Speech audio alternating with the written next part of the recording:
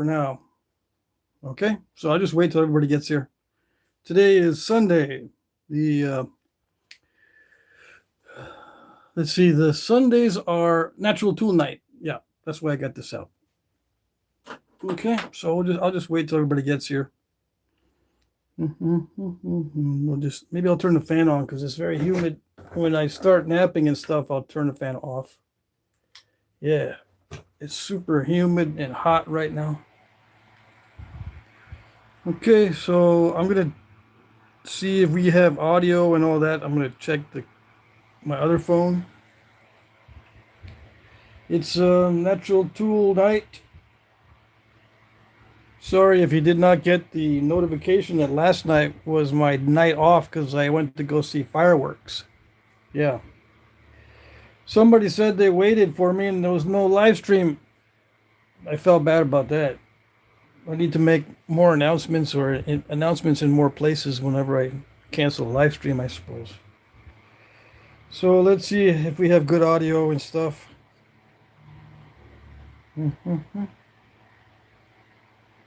Let me see. Is there a way to hide the chat from my view? It's going to interfere with my napping if this. See, the chat's right there interfering with my view. What's going on?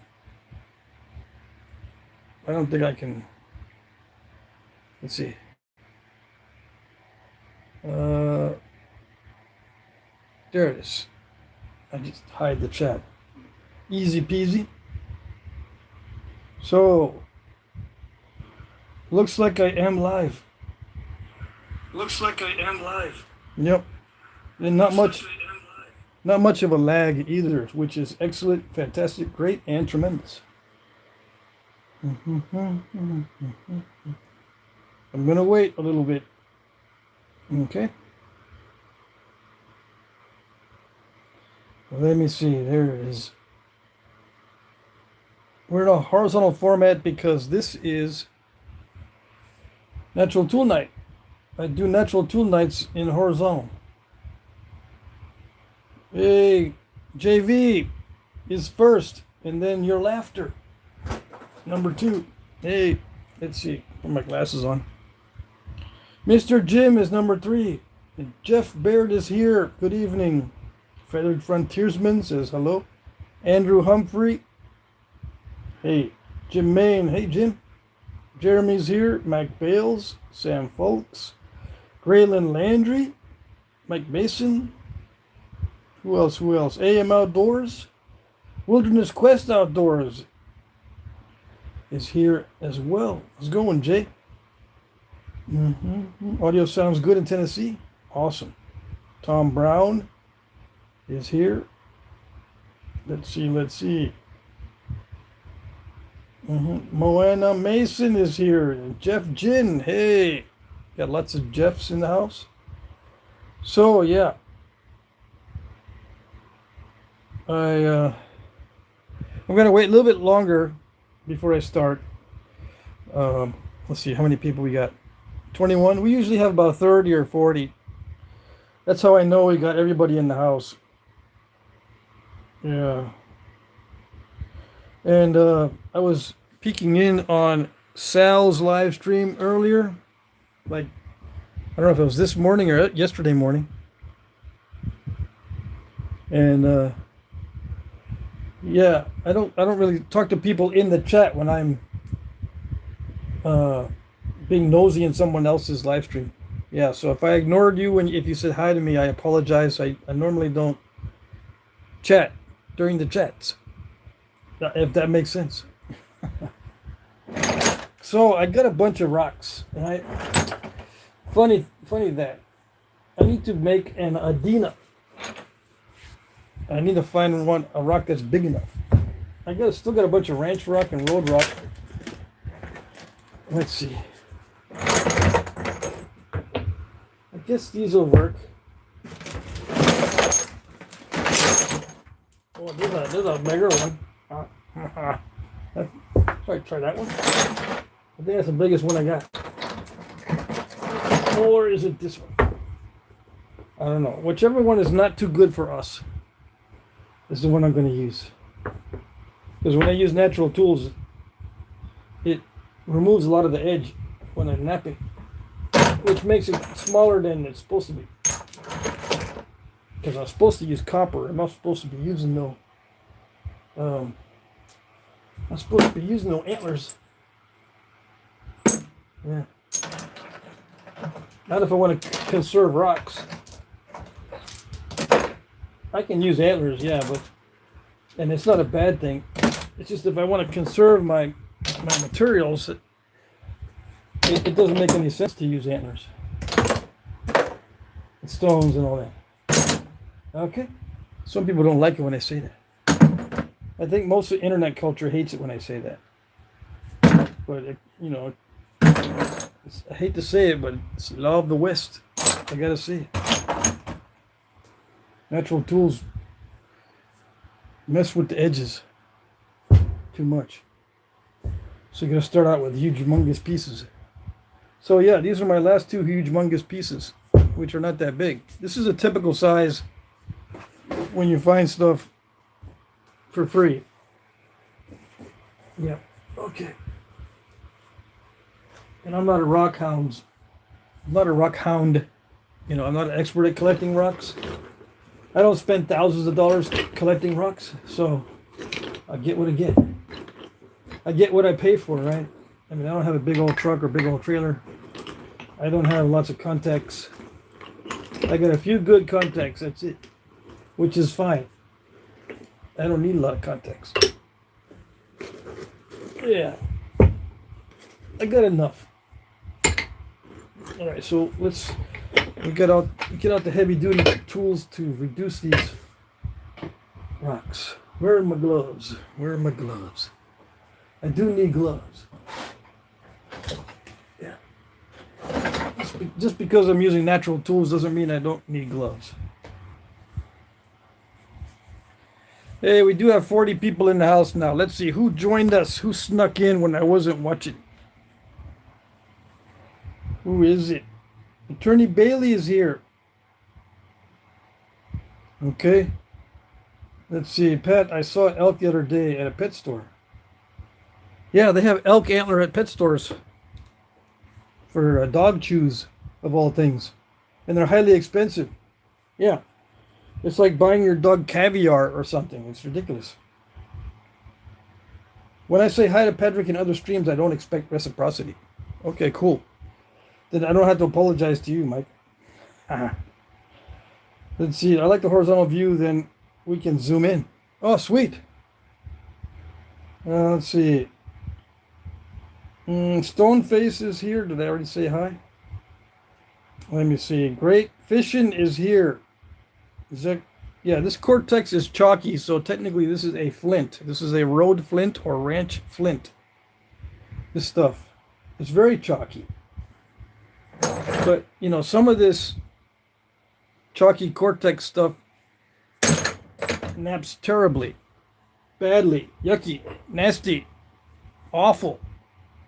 So just because the cortex is chalky, it is no guarantee. Stoneface says he just got the stream prompt just now. That's it. Dang. Yeah, Jimmy Stone Age is here. Hello, hello.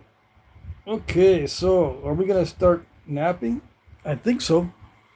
We've got 40 some odd people. Well, we lost 3 people because I mentioned that. They didn't want to be on the live stream. No. Dang it, he called me out, so I'm leaving. I don't want no one to see I'm there. I'm anywhere, even though they don't know who I am. Yeah, we don't know who you are, so don't worry. You can stay. Unless you're on the wrong side of the weird side of YouTube. We actually do cool stuff here. Yeah. Oh, that's not too bad. This does flint. It didn't nap like it's supposed to though. Not supposed to be that chunky, but you know, too bad. Okay, so it scooped it. Now let's see, what can we do with the scoop? I'm gonna try to preserve the largest part of this for a biface. Okay, so just bear with me while I try to ruin the rest of this. I say ruin because people say I don't know what I'm doing. Yeah. Just because I badmouth the natural tools, they go, oh, if he badmouths it, that means he doesn't know what he's doing. Because you can do anything with the natural tools, just like they did back in the day. They can do anything. Yeah, I wish. You only can do anything with stone that allows you to do anything. You can't do anything with just any stone. It has to be good stone. Yeah. All things being equal, the stone is going to make it or break it, so to speak. That was nice. Gave me a nice little gift. So I'm trying to spall useful pieces off at the same time. Oh yeah, let's see. I forgot. I'm supposed to mark where I'm going to be hitting. So you know the thought process. You're going to know the thought process of the process that does not happen with me. I don't think about it too much. So right here's a good spot to hit. Running ridges is okay, right? It's preferable. It doesn't have to be that way, but it is preferable. Some people might say, wait a second, how can it be preferable but you don't do it? I thought preferable was mandatory. No, it's not mandatory. Preferable is not mandatory. It's just preferable. That's why it's called preferable and not mandatory. I can hit downward on this and get... See, I like to chop off the corner so I can start to hit the chopped off area. Well, you'll see. And this one down here is a little weak spot, so I want to, I feel like I have to hit that to get that out of there. Because it's a weak spot. Yeah, you always attack the weak spots. And on this, we don't have a good... Well, we might have a good area to hit. We can run this ridge or whatever. Hit right there. What angle do you hit it and what amount of force? That I cannot show you on video because you have to do it yourself. I mean, I don't have instrumentation to show you what the angles are and what the forces are. You would need some sort of instrumentation for that. I can tell you and make something up. And I'm afraid sometimes that does happen on some videos that some nappers produce. And sometimes I give you the wrong information if I don't know exactly what's going on. I'm going to give you the wrong information if you ask for it. Yeah, but you asked for it. That's what you get. All right. So that didn't work. See, I hit it right there. I split that circle, but it didn't work. It doesn't always work, okay? Just because it's a perfect place doesn't mean it's going to work. It has natural cracks, for one thing, and number two, it's natural tools. Yeah, natural tools are not that great. They can be fun. Yeah, I mean, it's, after a while, you can get used to them and they're not bad. But they're not great.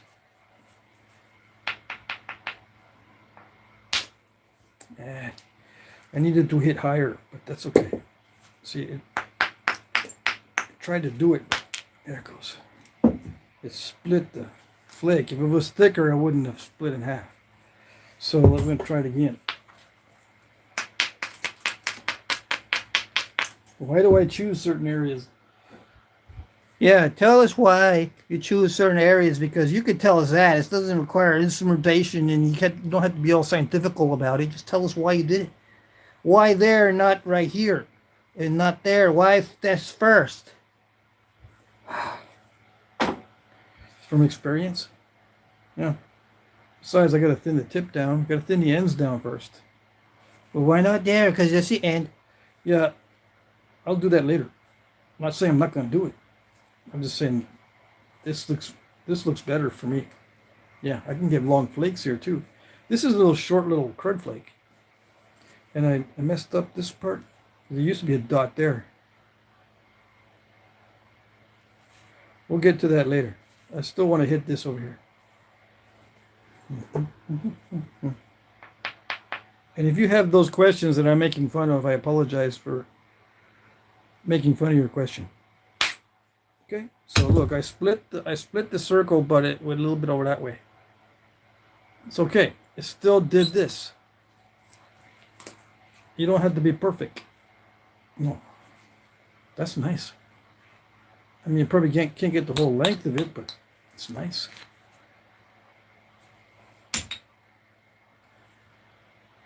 There's a crack in it, though. Probably extends into this piece. Yeah, it extends into this piece, so if you hit it hard enough, you can make it crack exactly in half, just about. Yeah. Well, of course, you're going to try to preserve it. How do you preserve it? Well, I don't know. With luck, that's how you preserve it. Now this one, these dots are not in a good spot. The next hit is going to be like right here. Yeah. Oh no. Yeah. See if I can do it, because that'll be a big flake. The higher up I go, the bigger the flake. So I might hit them in one of the eyeballs. Yeah.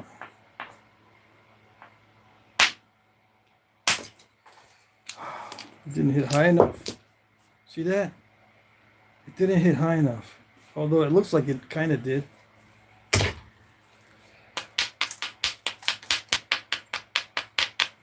Yeah. Oh well. Just gotta live with it and move on to the next. So I'm gonna hit here. There used to be a dot here, and I'm gonna put it back on there.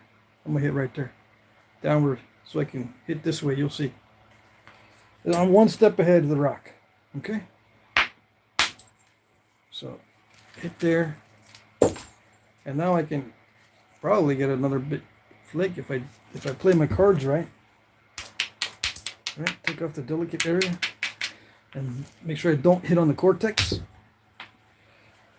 Hit right there, like right there, high. It's got to be high enough that I could take off a big piece.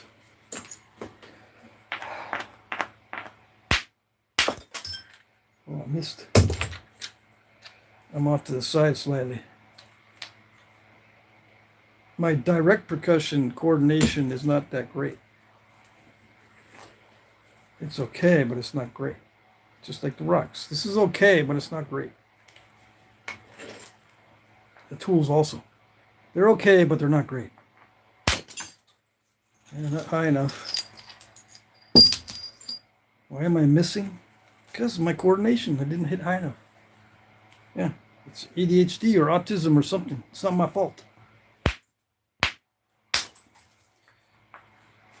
Yeah. You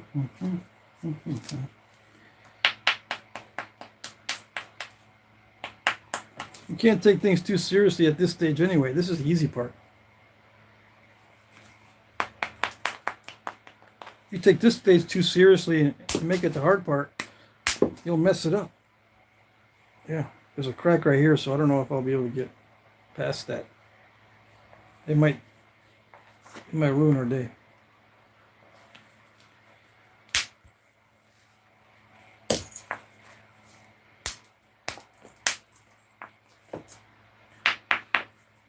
Yeah, it goes in pretty far.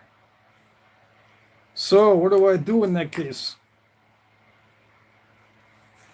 We're not going to get the whole length. Okay, so start getting your tissues out now, because there's no way to get the whole length of it, because it runs right into that, and that's where we're supposed to get our whole length. Yeah, so yeah, get some tissues out, because we got some issues. Yep. But I tried for a good flake, and I got it. I got a good flake. Yeah. So what did it do?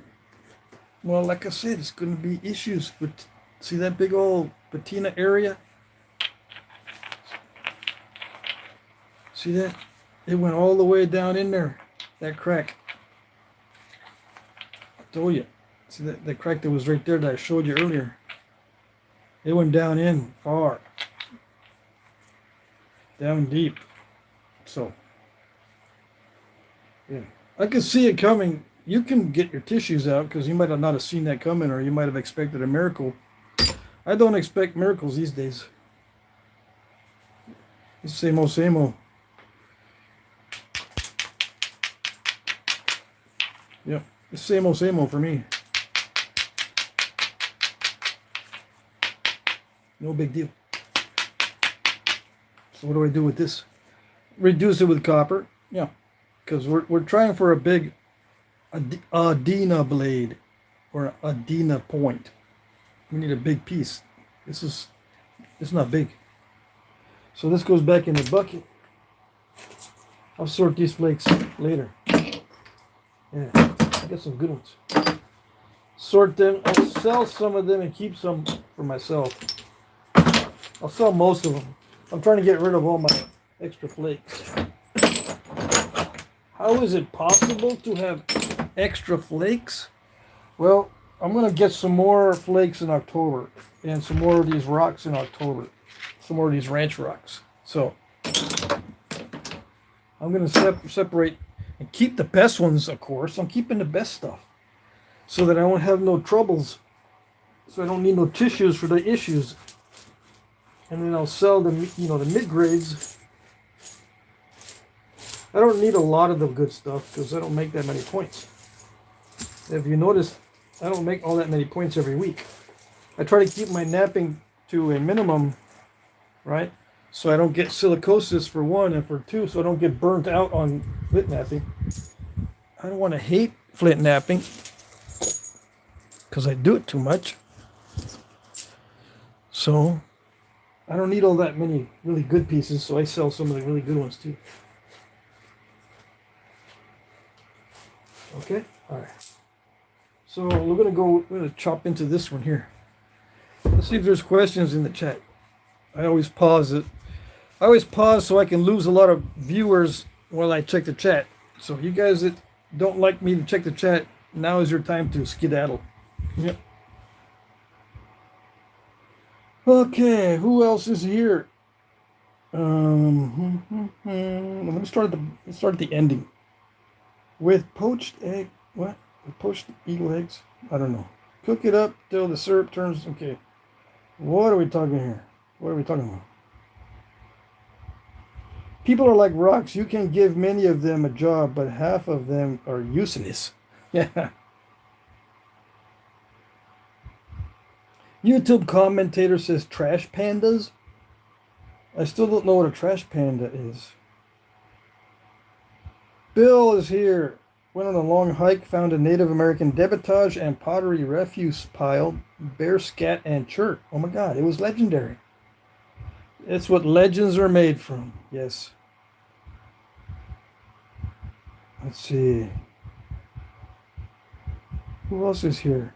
Rock and Pop's Adventures? Stacy? Rocks are like people, they're not perfect. Yeah. Raccoons are little bears, technically. Technically, you're using an internet culture word. Technically. It's like when you use the words actually and extensively. Those are internet culture words. I discourage the internet culture words. Let's see. Stone Face says, I've got a raccoon. I've had raccoon too, so I'm guessing the Pennsylvania hillbilly. Yeah, I have not had raccoon meat. Is that what you mean? Looks like a rough piece. Like Mason. Okay, no. What else we got? Lance McElwain, what's up? What is up, everybody? Instinctive or intuitive determination of where to strike the stone. Instinctive or intuitive determination of where to strike the stone? Question mark? You want to know if it's instinctive or intuitive? That's pretty much the same thing. Right? Is that a statement? I guess it's a statement because there's no question mark. Let's see. It took me 2 hours, but it made an arrowhead of an old champagne bottle today. I'm learning. Mad fun. Awesome. Yeah, Mr. Jim says the translucency of the rock is nice. That reminds me, Mr. Jim. For the auction, I just knocked this out this morning. This is obsidian, black butter obsidian. I'm going to make a pedernales out of this if it doesn't break, and it will be in the auction. Yeah. Mr. Jim suggested that I make a obsidian peternalis. Now I've got more of this stuff, so if you end up being sniped, which is unfortunate, right? I hope you don't get sniped. I'll make more of these. I've got more of this stuff. I'm going to make obsidian peternalis. And I'm going to finish out this rainbow obsidian blade. Yeah, there it is. What else do we got going? That's it for now, right? Yeah. I got some other stuff I made. Let's see. Mr. Jim says, can't wait. Let's see. Ken Winton is here. It's all good. All is good. It's just a matter of how you handle it. The rocks are good. They just aren't all your friend. Ah, yeah. I might not have a friendly relationship with this ranch rock. That is true. I might want to, take my revenge on this stuff because I've napped so much of it. So much of it has given me headaches. See, this is culled. I culled this out from some of the other stuff that we got from that trip. So this is the high grade stuff, supposedly, because we've chipped a little bit of it. I chipped some of this. Some of my buddies chipped some of this just to see what's inside. And yeah, this is the higher grade stuff. You're not seeing the low grade road rock. No, because, it's useless. Except for flint and steel kits. Oh, a trash panda is a raccoon. Okay, I get you. All right, now I get it. I think I knew that, but I forgot. And I'll probably forget again. Can't wait for the rainbow, says Ken Whitman. Hey, Eric Kitty is here. Mutie. Kai says hello.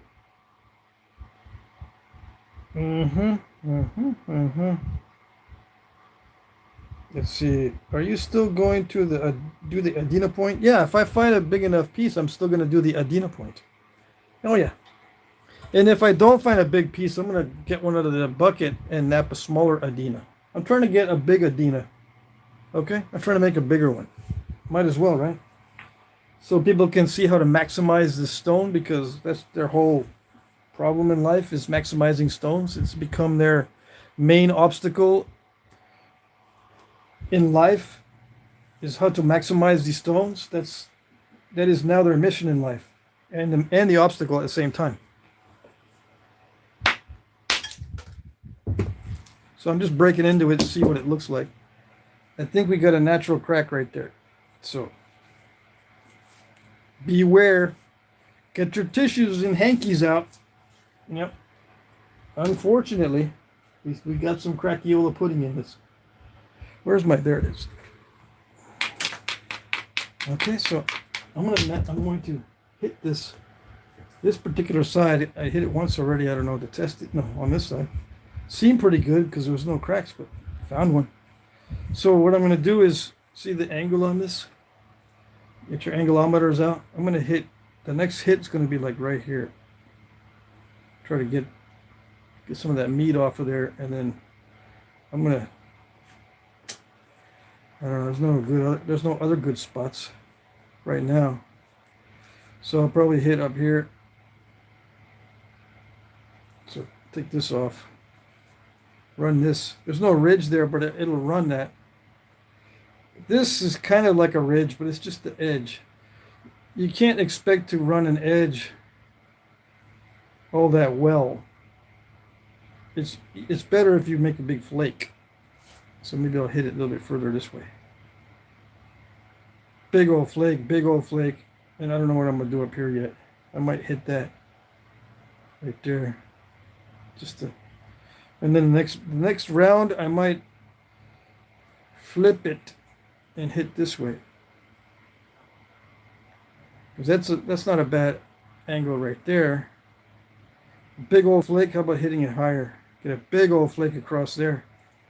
I try to preserve this, but you know what? We got trouble there, and we got trouble here. See these holes?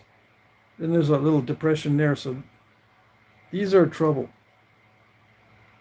Whenever there's a little hole or depression or some weirdness, can you see that one?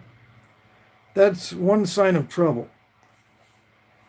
Okay, the other signs of trouble are areas like this that got little impacts. So this is trouble. I'm going to put an arrow where there's trouble. That's trouble. It's probably all crunchy in there. And I call those incipients. The incipients are living in here. Incipients. They've been waiting this whole time. Okay, they're all in here. This is the incipient colony. They're in there. You might not be able to see them. Incipients means previous crackages. Bro, come on, talk right. You're not talking all scientifical. Sorry. Okay, you got it? These are worse than aliens. Yeah. He'll get you. Okay. How many people we got? 52? Yeah, we lost about 20 people because I told them to go make their sandwiches or whatever I told them. Okay. We're gonna do the middle first because that's the way I like it. Yeah. No particular reason. So we got, that's not a bad flake. So that goes in the bucket. But we have undetachments. See that? It's a big old Euralier flake. That's like the hugest Euralier flake I've ever seen. See, the first one came off good, but then it's got this residual one in there. Let's see what we can do. It might be following a natural crack. Oh yeah, it's loose. Okay, so it might be a natural crack that it followed. Yeah, I think it did follow a natural crack. Yes, it did. So, and it's gonna break right there too, and that's got a crack right here. So we got a lot of cracks, but we might still be able to get a long biface out of that. Again, if we play our cards right. Let's break this. There it is. It was hanging on by a little bit down here somewhere. But, you know, these are useful for arrowheads later. Yeah, it's useful. The quality is not that great if it has like those little crystal pocket inclusions. See that? That makes it not so great because they can pop up right when you least expect when you're doing your final thinning and ruin your whole day. Yeah, because it takes you a long time to get to the final thinning stage. Let's say it takes you an hour to get to the stage where you're finally getting it really thin. And then one of these little crystal pockets shows up that you didn't see before. You just thought it was a cool inclusion, like one of these solid inclusions. And it'll break in half or break in, you know, not exactly in half, but you'll break the tip off or something because of that little booger. And your day will be ruined. And you'll have so much fun. Yeah. That's why I don't believe these guys that do natural tools and stuff. Because not only is natural tool use more difficult, which makes it not so fun, but all these inclusions. Yeah. I mean, you got to deal with inclusions as it is. Why add the extra not so fun part about, or with the natural tools? Because natural tools take a lot of edge away. Right? That's what we've learned so far. Right, boys and girls? You remember that? Natural tools remove a lot of edge because they have to be nice and thick and big. Natural tools have to be thick because you don't want to break your tools while you're napping. So they got to be thick. And thick tools remove lots of edge. And that's what you don't want to do. That's what people ask me. How do I not remove so much of the edge? Because all I get is little bitty almond-shaped stuff. I said, well, that's the way it goes. I mean, you chose it. It's your fault for choosing them naturals. What? No, I didn't say nothing. No, you said something about choosing and naturals. Okay, yeah, I did. That's what you get. It's not my fault.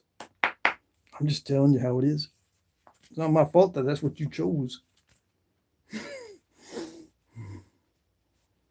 Okay, so what am I going to do? I don't know. I'm thinking of not marking it so that I can just have plausible deniability that I know what I'm doing. Yeah. You know, if I don't mark it and I make a mistake, you know, I can deny that. I was actually really intending to get a good flake off of that. I wasn't really intending to get a good flake there. Yeah. So, but if I put a dot, that means I'm intending to get a good flake. So I can't deny the mistakes. So let's see. Should I put a dot somewhere and take a risk in showing you I might not know what I'm doing? Well, let's see.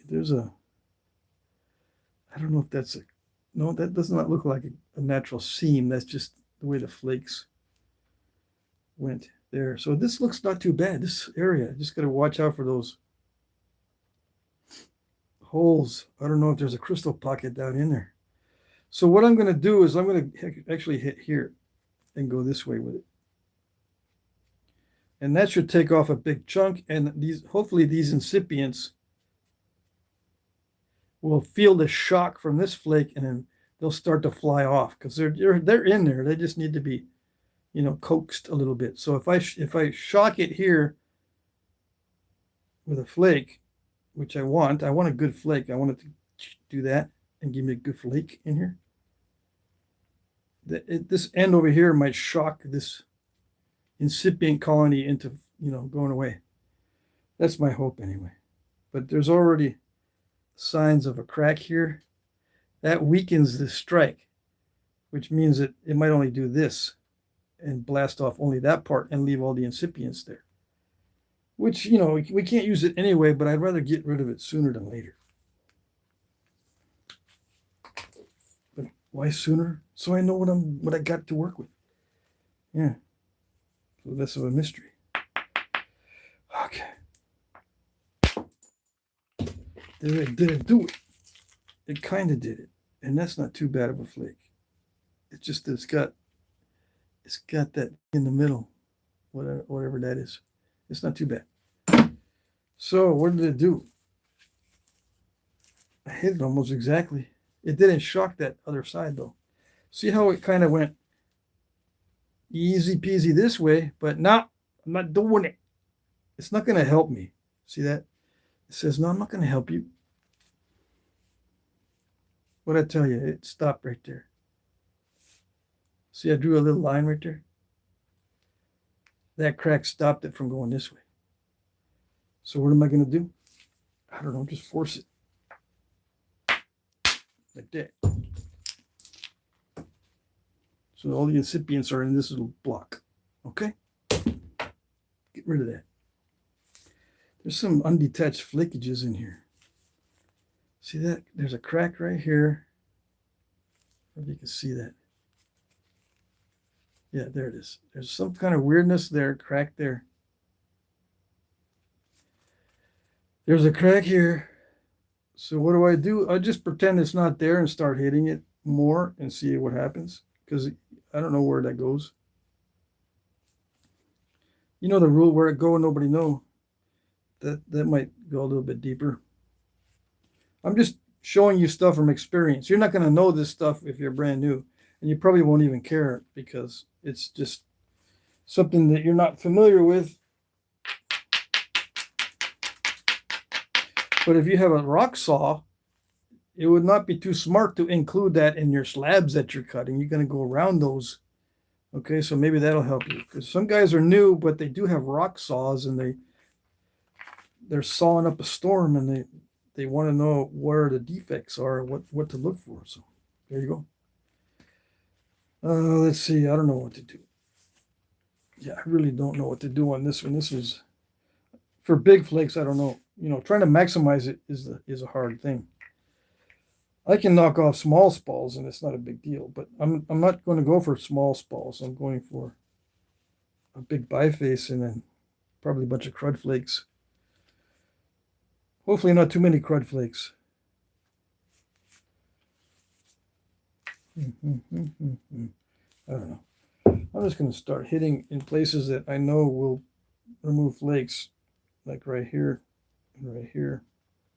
Go this way. Go that way. This is going to go into these incipients. There's still some left. I don't know what these are. I think I did that, this crack here, but it looks like there's a natural seam in there. These are natural cracks, and I think it just extended a little bit when I hit up here. There's also some, undetached flakes here from this crushing. This hammerstone crushed spot that resembles a steel hammer strike, but no, it was a hammerstone. It looks like a steel hammer hit that. Isn't that funny? Internet culture says that hammerstones don't look like they do steel hammer strikes because it's a stone. It's not steel. Yeah, that was a big old internal crack. See that, patina? Nothing we could do about that. All right, where do we go? Where do we go? Nobody know? Yeah, that's the whole deal. It messed us up. That, I don't know if it probably can be used, but that's like a challenge. That's a challenge rock. See if I can make something out of that. So, okay, plan B, right? Plan C, D, E, and F. Let's try to hit it again into that area. There's an undetached thing here, but let's just hit it. See, I could do this and just see if I can loosen up whatever that is that's undetached.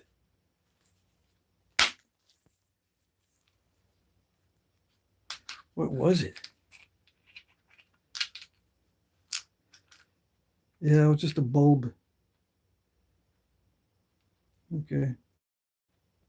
I don't know where it's from. So let's see. We're just going to try to reduce this down to a biface little by little. And look for trouble spots. And try to, get rid of all the nasty spots.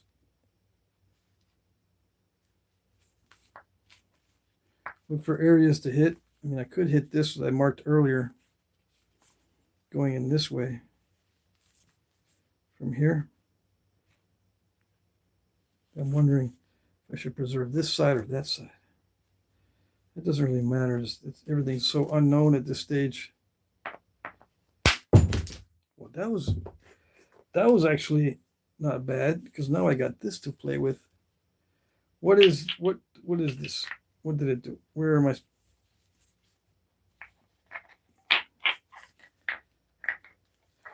Okay. There it is. So what did I do? I hit right where I said I was going to hit, and it was supposed to go scoop downward, but it scooped upward. It reversed flaked. Okay, so instead of the flake going downward, see how the bulb of percussion is here, but you see how it's not conchoidal? It doesn't go that way. Sometimes it doesn't do that. It went up. So that's not conchoidal. Conchoidal is when it goes, when there's a bulb, yes, but then it continues in a direction that is very, how should I say, very conchoidal. All right? It's not supposed to do something like that. It's supposed to go the other way. Okay? I mean, it can curve a little bit. Yeah, because it does like convexities.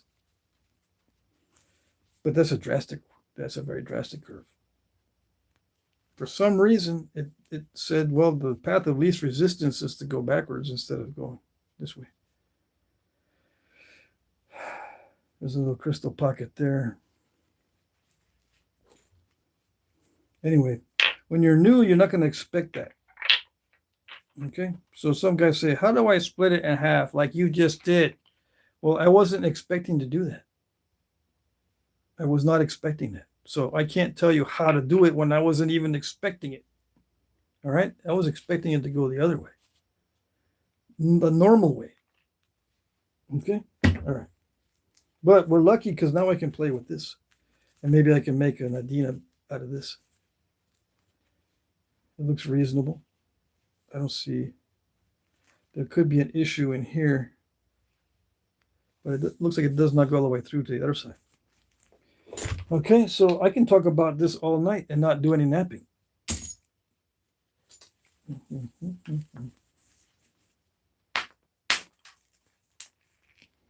Yeah. People ask me to go over this really carefully, but you know, it could take all night just to explain what happened just then and what our future options are for this. I could spend like 20 minutes just discussing what our future options are for this and where to hit. Yeah, wouldn't that be fun?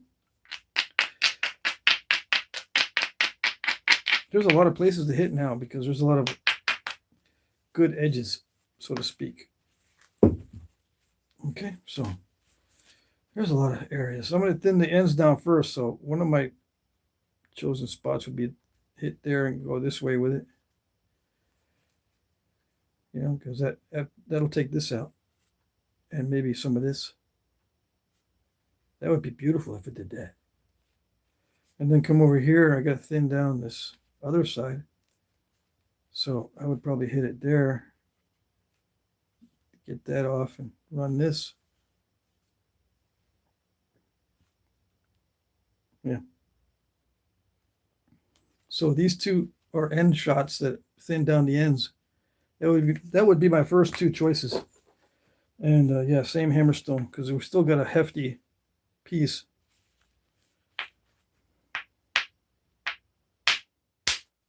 Yeah, perfect. Let's see if they had a perfect flake after the perfect hit. Yeah, it didn't skin a lot of it off the tip there, but it's good enough. Yeah. Come over here and hit this one. That was from the previous. Let's try to hit this. I'll probably hit a little bit higher than that. Yeah. Well, it didn't hit higher. I got a nice flake. That's pretty good. And it's a high-grade stuff. I like it. Now I'm going to hit over here. Since I'm too far this way, I'm going to hit there because I wanted to get rid of a lot of this. So I'm going to run this. Let's see if that works.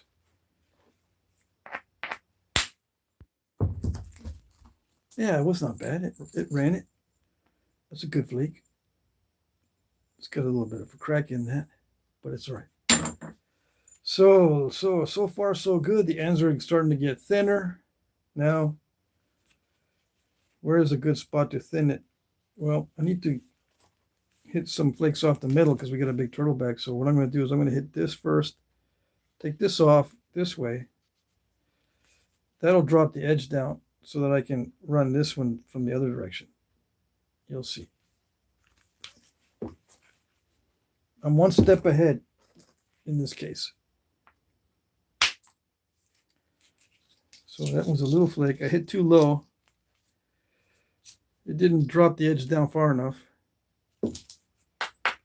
So we hit it again a little bit.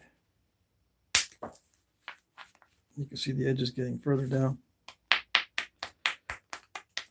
It's best that I just take one hit to do it because if I do a lot of little crunchies, it ends up being very steppy and stuff, and it won't make good contact. So it's best to get a nice, clean flake off of that.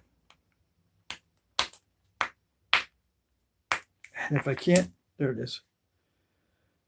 Sneaky. It's high-grade material, yeah. So I can run that now, right? Get rid of that. Yeah, it looks okay. Why do I do this? I don't know. It kind of gives me the feel for it. So I'm going to actually hit right on this protrusion, right where it's making contact with the hammerstone. When I did that, it's making contact right there, so that's where I'm going to hit. It's probably not going to remove the whole thing, but it's going to do something. Yeah. Perfect.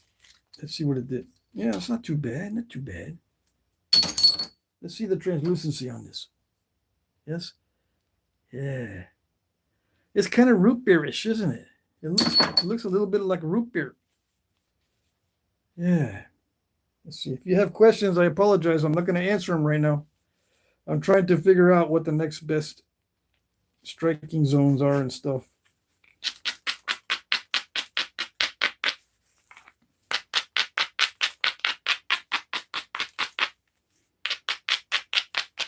There might be someone in the chat. No, don't make an Adina. Make something that was made out of root beer church. Stop the Adina process right now. Just stop. You're not checking the chat. Don't do the Adina. You're going to mess everything up. I'm not quite there yet. I still got a chance to change my mind. Yeah. Still got a chance to change my mind. Don't worry. Am I going to change my mind? I don't know. Let's see. Okay. Are we ready? Let's fix the camera. I'm too close to myself. This is hitting me in the leg. Yeah. Are we ready? Why did I switch? I don't know. From experience, I think that this will work better.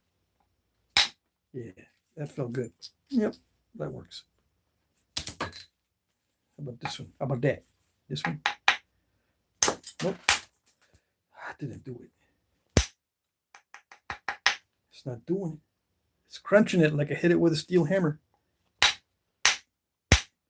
Okay, it's not going to do it. And I risk breaking this if I hit too many times and it doesn't do anything. All right, so let's go back to a hammerstone, but this time a little bit smaller. I was using this one. Why smaller? Because I don't want to shock it too much. I want to try to get smaller flakes. Yeah. If I shock it a lot, it could snap it in half, even if it's this thick. See, with bad accuracy, sometimes I hit too high up. And with a big hammerstone, it has a chance of really shocking the piece a lot and snapping it in half, even if it's this thick. But with a smaller hammerstone, there's not as much shock. So it just reduces the chances. It doesn't eliminate chances.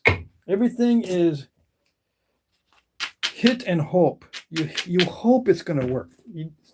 There is no do. There's only try.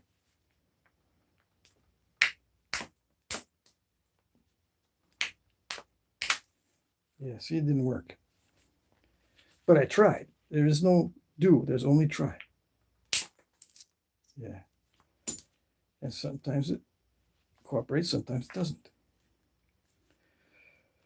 All right, so I'm just going to peck at it. I'm not going to keep describing it because it actually gets to be a lot more involved as it progresses. There's a lot more opportunities now. If I were to try to detail every single opportunity that I had and every option that I had, even though it might look simple, it gets very complicated. It gets more and more complicated as it gets thinner and thinner because the options have to be more precise. The choices have to be smarter. You have to become used to the material, so you're making decisions based on how you're getting used to the material. I would have to go through how this stone is affecting my judgment as far as the quality of the stone. Am I getting used to it? Is it unpredictable? Is it good here and bad here? Is it bad in the middle, do I think? Is there going to be issues with snap and halfishness?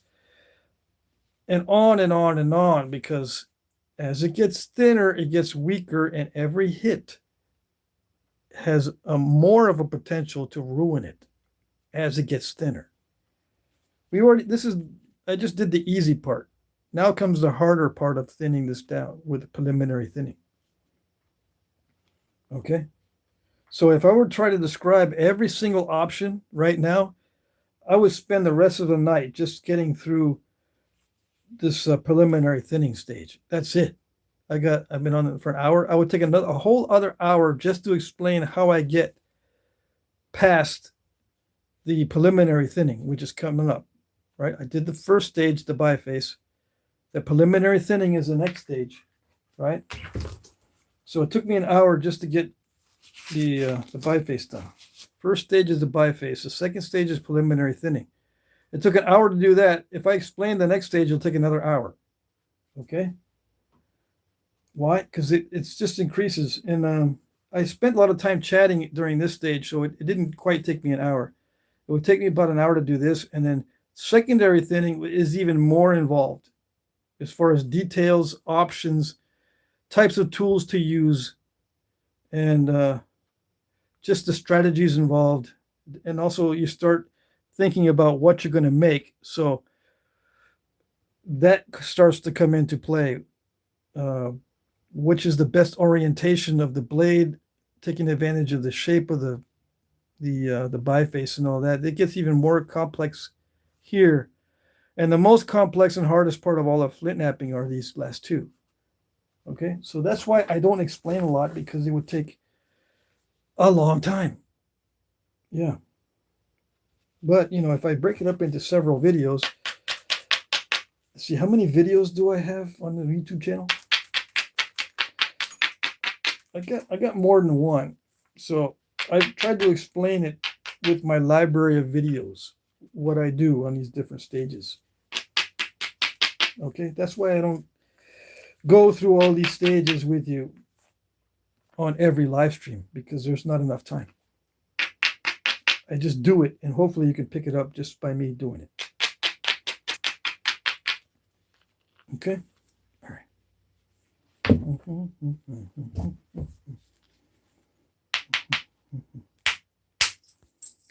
So I'm going to be focused on this so I don't mess it up. And by focusing means that I'm going to try not to think about it too much. I'm just going to let my muscle memory and experience take over. And all that jazz up in my subconscious that has stored the napping experience for the last 15 years in one package. Yeah.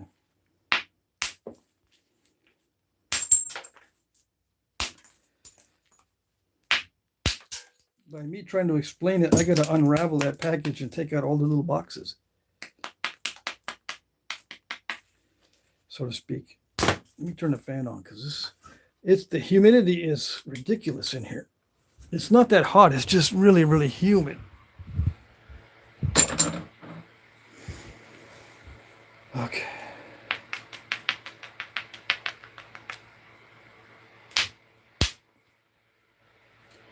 Yeah, that's good.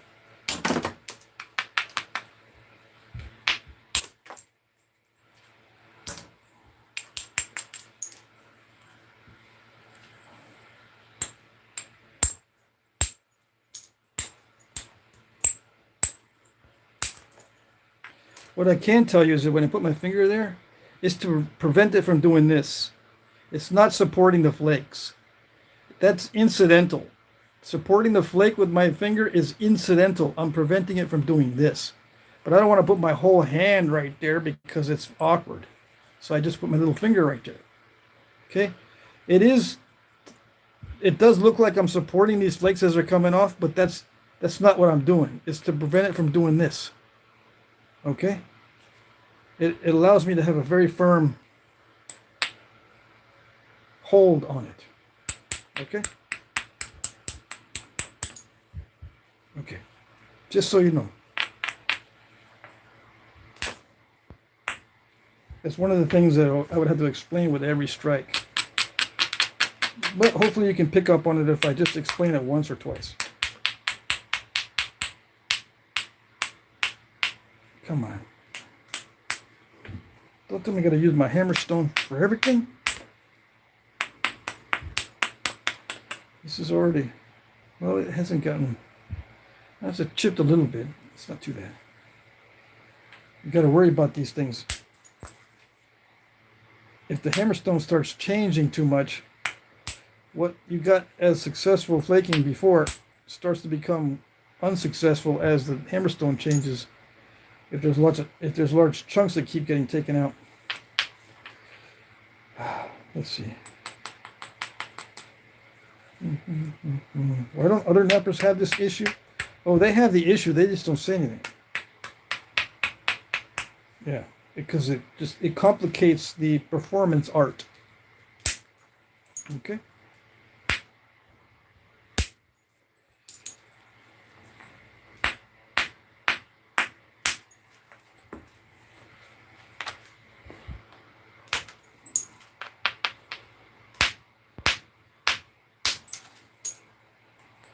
Okay, there is an incipient in there.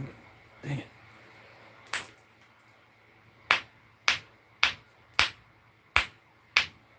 Come on. I might have to take some copper to clear that out because that's ridiculous.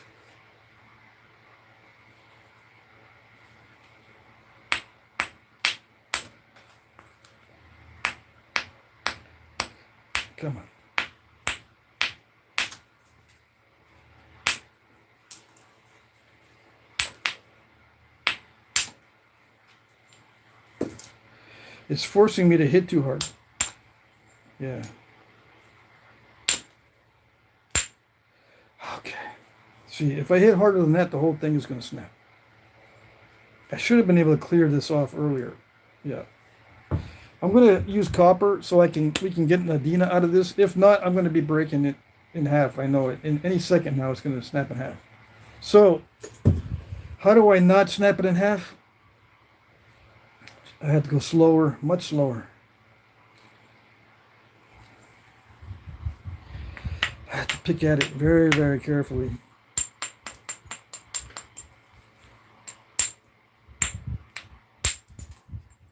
Let's see what I got every time I strike. And a lot of these strikes take off too much, because it's a hammerstone. It's not a small tip copper thing. And the antler billets,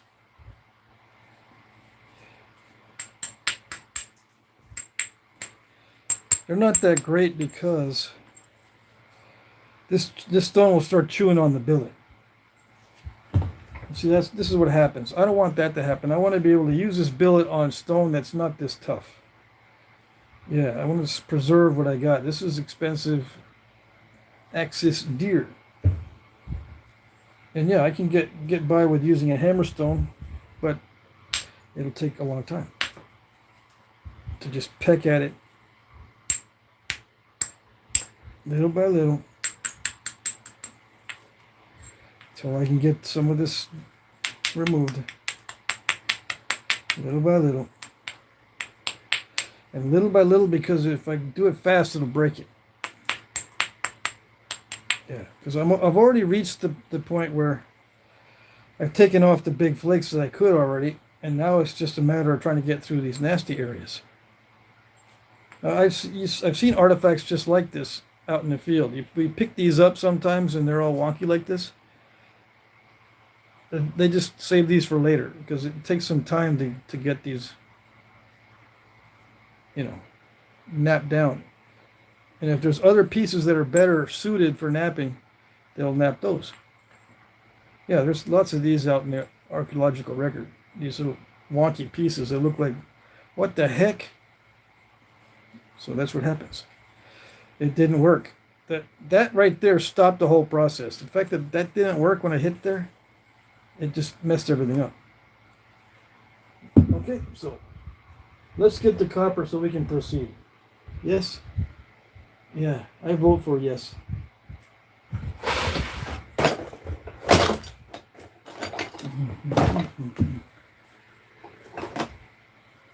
Okay.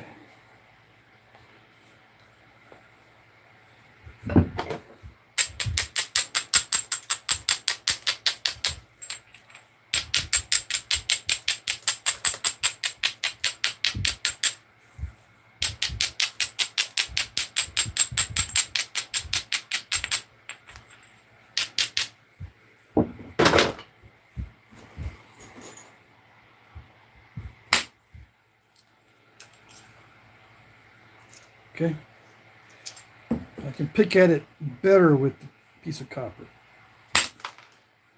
Okay.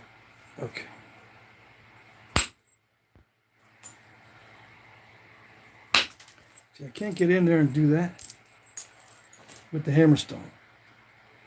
How would I do it if I didn't have copper? Like I said, I would have to go really slow and figure out ways to creep in on it, just with zigzagging or something. But I would, again, have to do it very carefully. With this, I can just blast through and get in there and remove the lumps without too much fuss.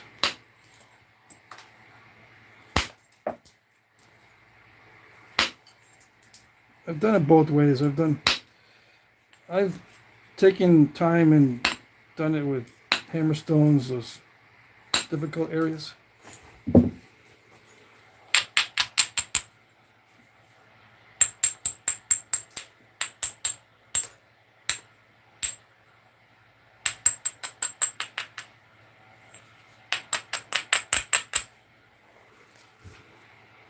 But in the interest of time, we're gonna do it like this.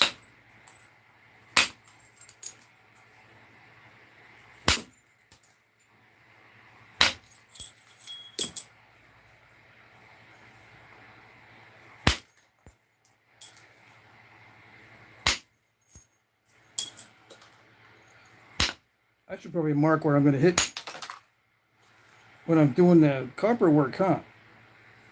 Have I already been doing that or not?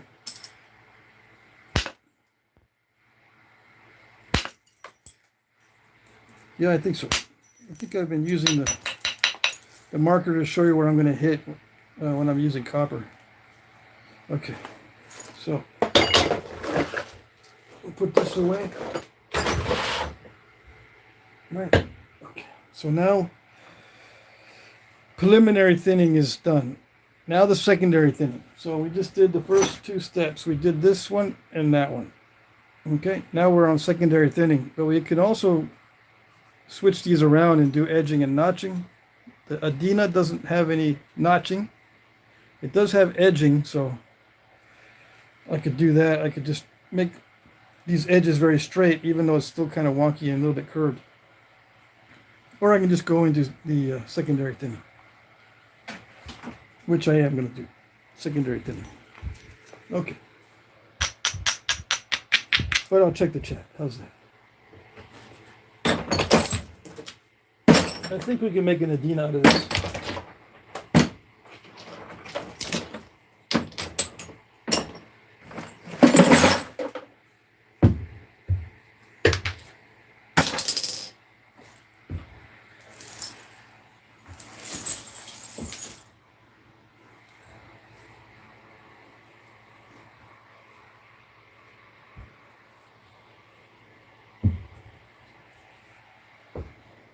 Okay, let me check the chat.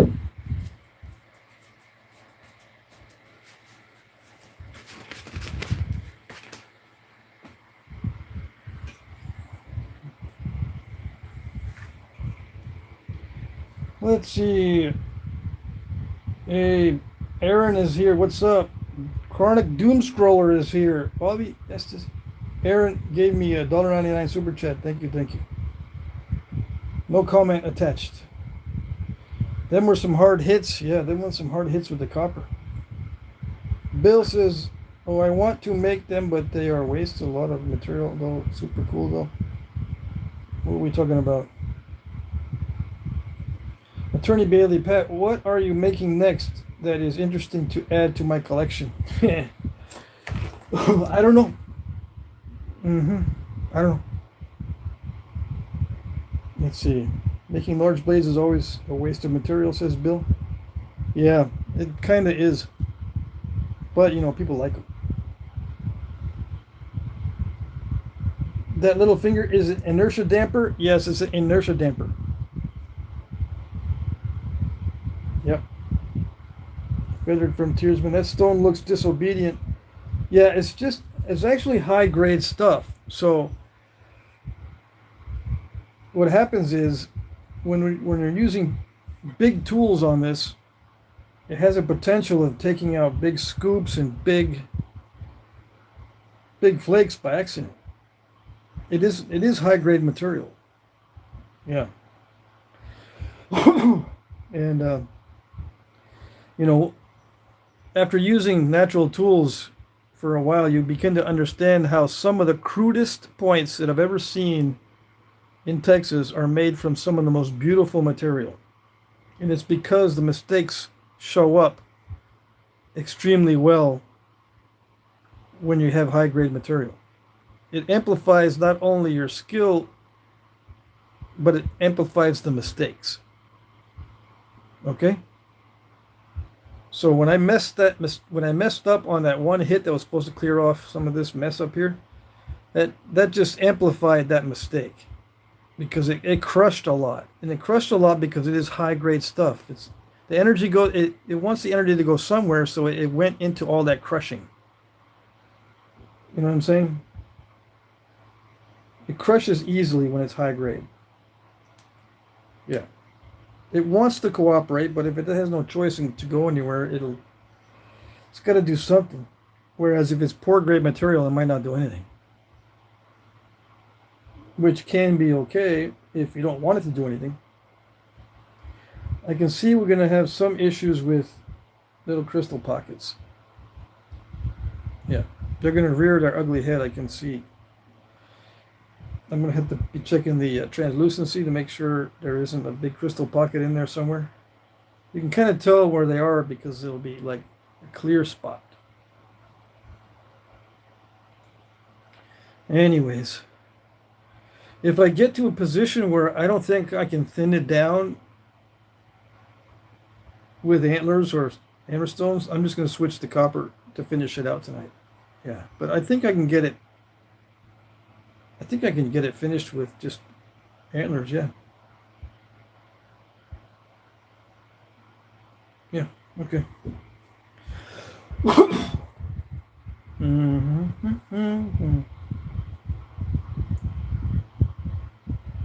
Yeah, dang, Patrick, you just power blasted those flakes off of that preform. Oh, yes. That's what I normally do. Let's see.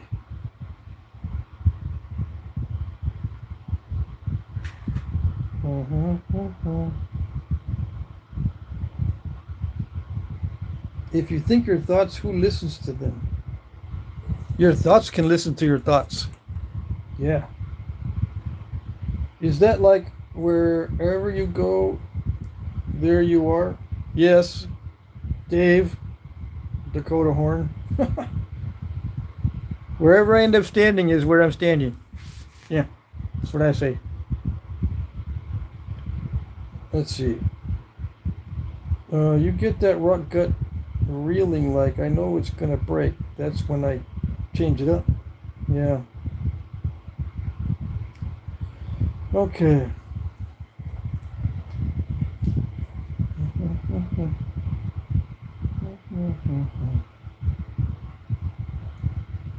Yeah, I don't get an arrowhead made by now. Yeah, these are not real. They're just the actual size of real ones.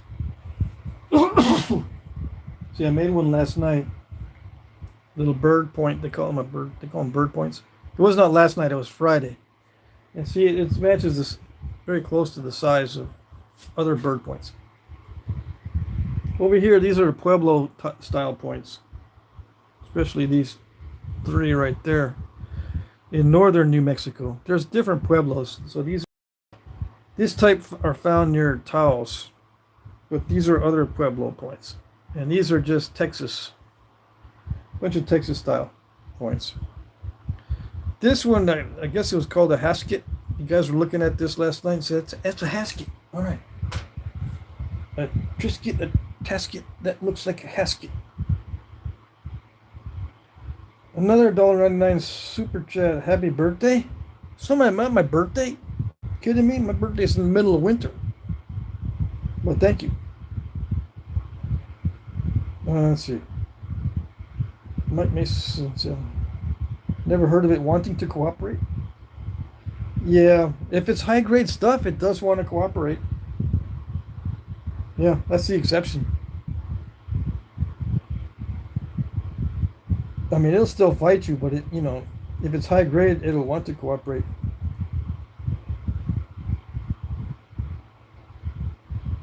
There's very few stones that are high grade, in case you haven't noticed.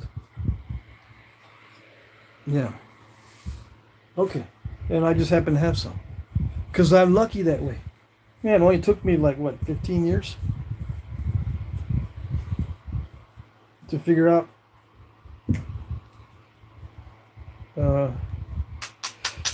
where we can get some good stuff. Yeah.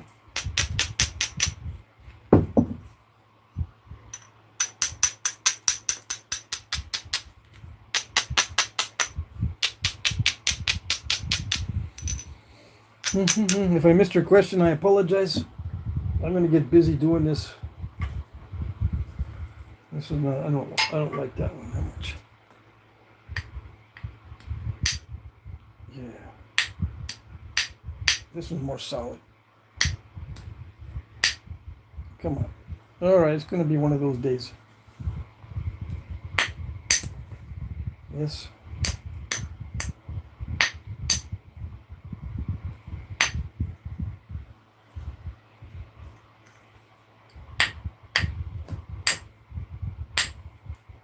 Okay, yeah, it's going to be one of those days. Well, I'm going to have to get used to Flintknapping all over again.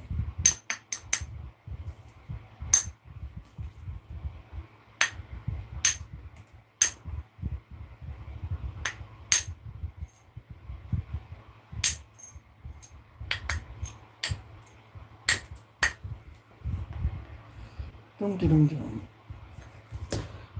let's put that away. I moved the edge this way, so now I can take off flakes from this high spot. I'm going to try to take the curve out mainly by thinning the ends. See, it's kind of curved right now. I'm going to lose some length. When there's curve, you usually have to lose some length. Yeah. How'd they get curved? I don't know. In the process of having to remove big flakes. Yeah. This side isn't as curved, right? So I can take more off of this side without losing length. Because I don't have to lose much length at all if I focus the point on this side. Or if I plan on the point being over on this side. Yeah. Okay, so I'm going to remove more of this edge over here. It appears to be more curved on this side than that side. Okay, so I'll be removing more of this edge. Adinas are not very wide anyway. Okay, all right. I need to get it. Yeah.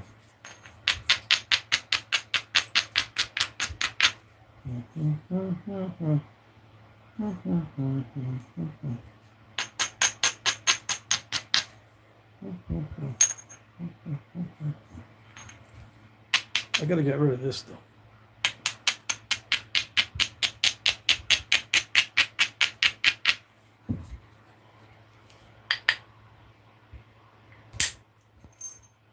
Voila.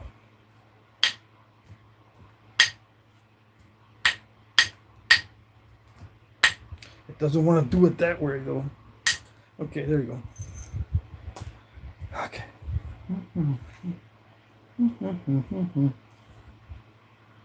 Yes.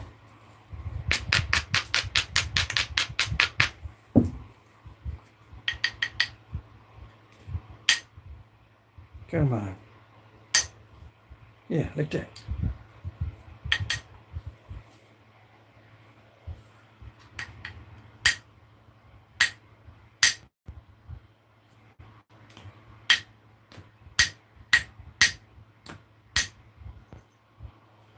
Oh, that's okay. Yeah.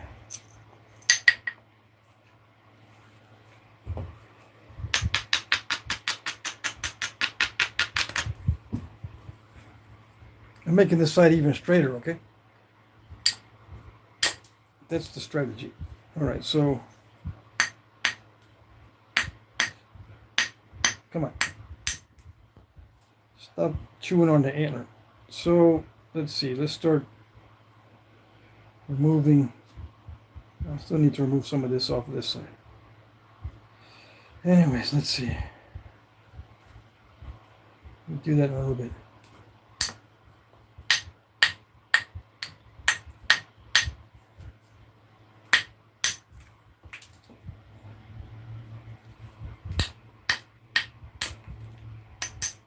Okay, come on. Not so much.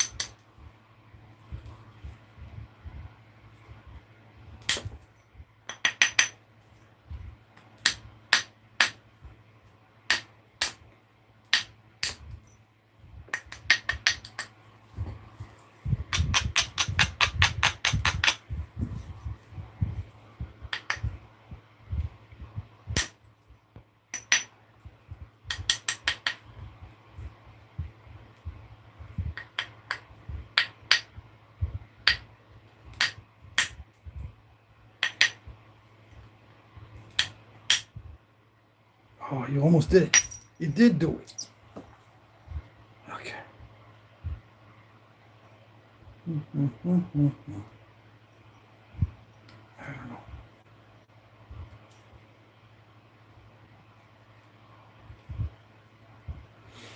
I better do this. Well,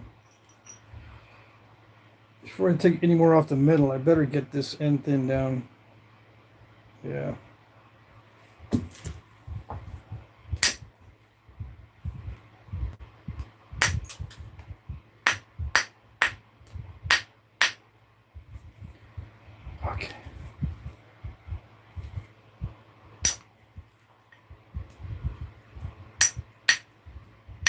my little inertia dampener over here.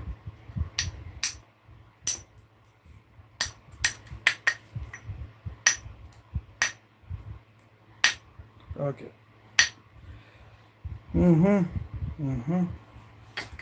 Let's see what you're doing.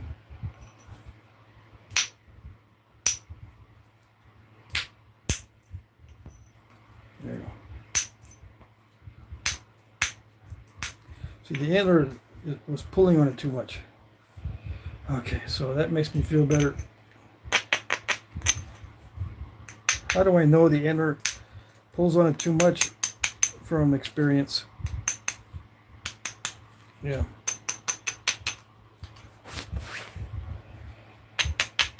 There's no substitute for experience.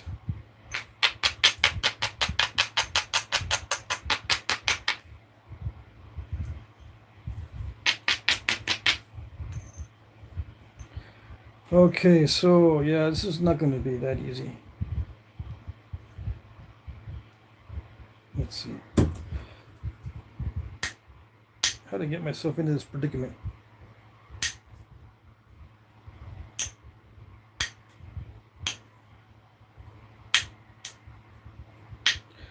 Come on.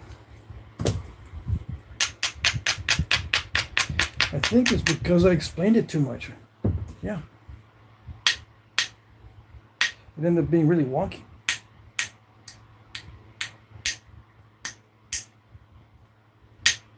Come on. It's not gonna. Yeah. I should be able to use the antler the whole time. I don't want to use my braiding stone to wear it out. The braiding stone wears out faster than the antler.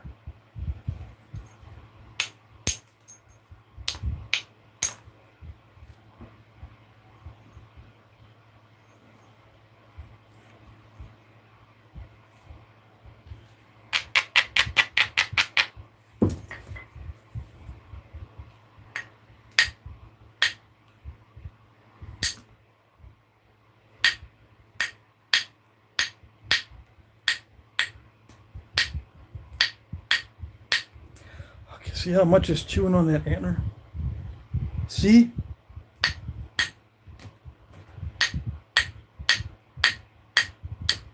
It's not doing it. That's all antler.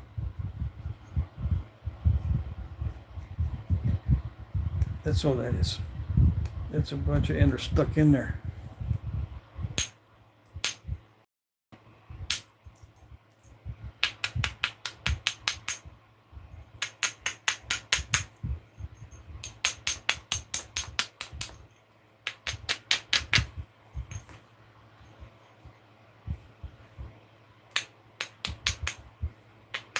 How do you know you're not going to be able to get too much further with antler when it starts to chew on the antler?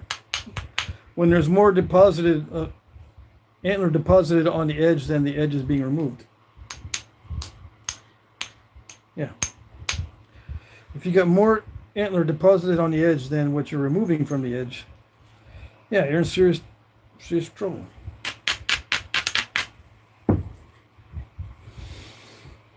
Okay, so yeah.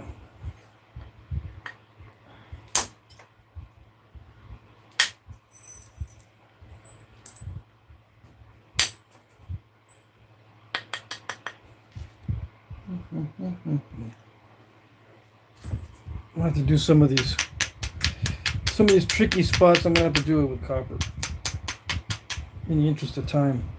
See, a tricky spot is if it's already starting to step fracture because I had to hit it so hard because it wasn't doing anything. These things are much more easily cleaned off with copper.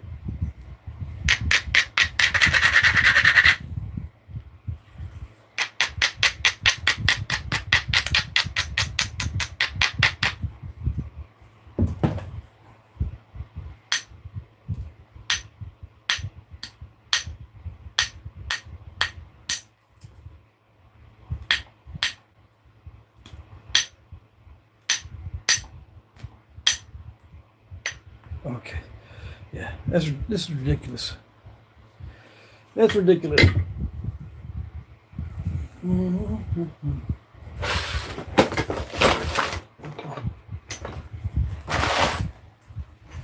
don't want to hit it hard. That's why it's ridiculous. It can remove the edges and I can get it done. I'm going to end up breaking it. I don't want to break it. I'm making something to spec.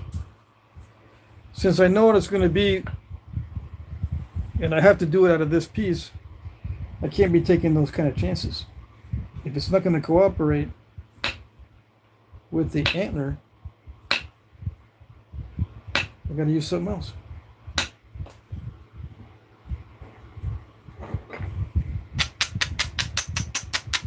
I think it might be the humidity too. It's super humid.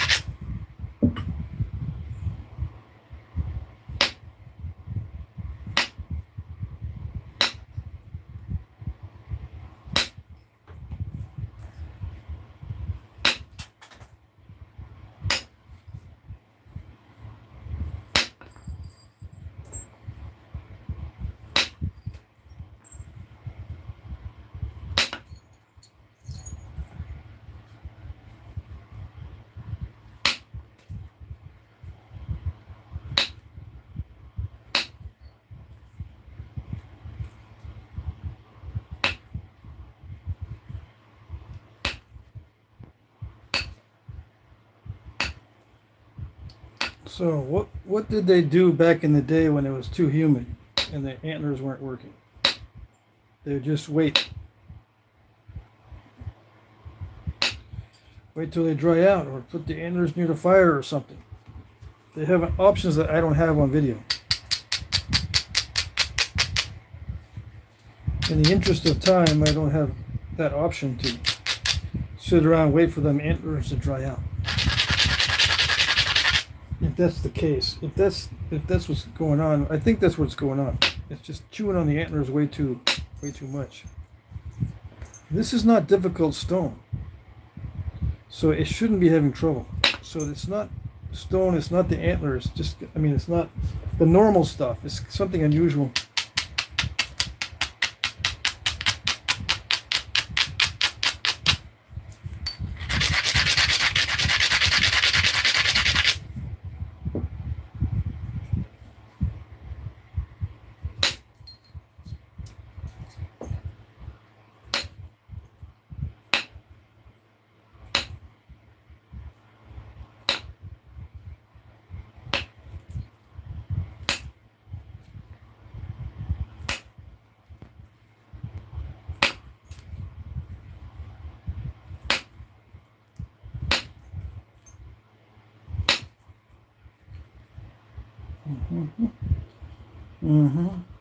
And there might be some tough spots in here too.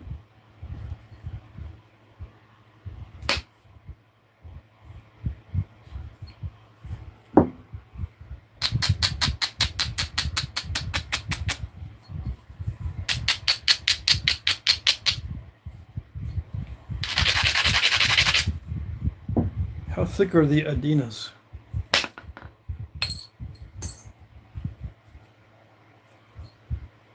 I gotta look them up. I think they're kind of thick.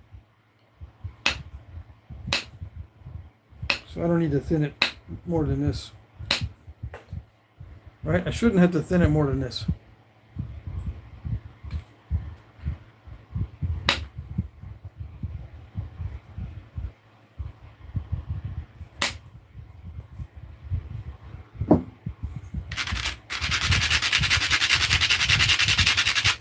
I'm going to look them up in a minute.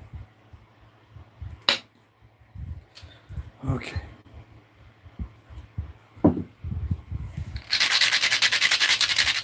Probably not that pointy either. Oh well. Gotta do what you gotta do. It's the law of the West. I gotta make it more pointy if I want to get these Step fractures out.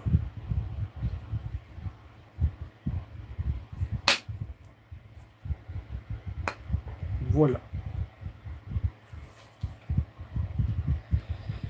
Okay, so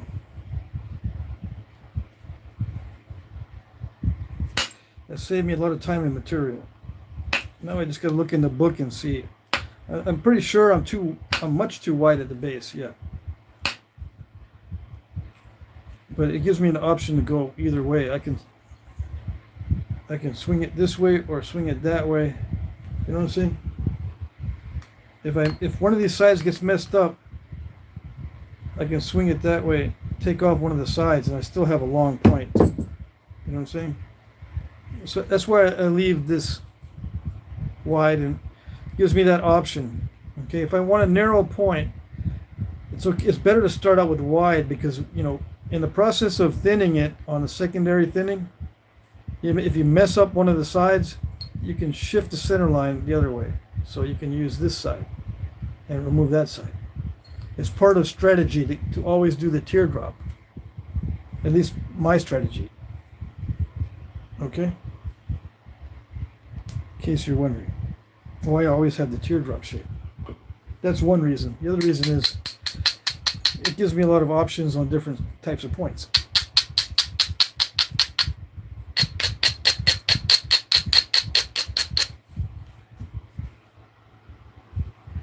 And hopefully when I hit the space, there's no little pockets of crystals in here anywhere that could mess me up. There's one right there. They could break right across because of that weak spot. Let's see if I can focus. Because of that weak spot, it could snap right across when I hit this space, but I'm not gonna hit it too hard.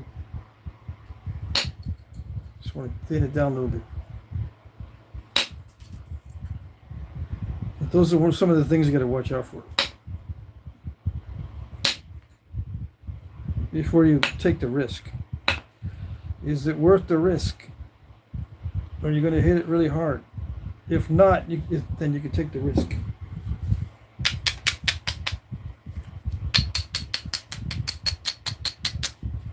But yeah, these crystal pockets are weak spots. It'll break right along there, probably this way, if you hit it too hard down here or on the tip.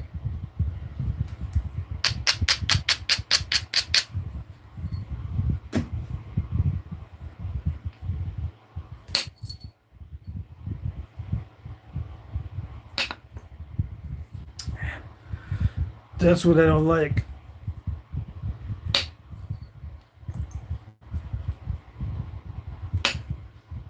What causes that? That is caused by me not hitting it at the correct angle. Yeah. That's an incorrect angle mistake. And yeah, I don't hit it correct all the time.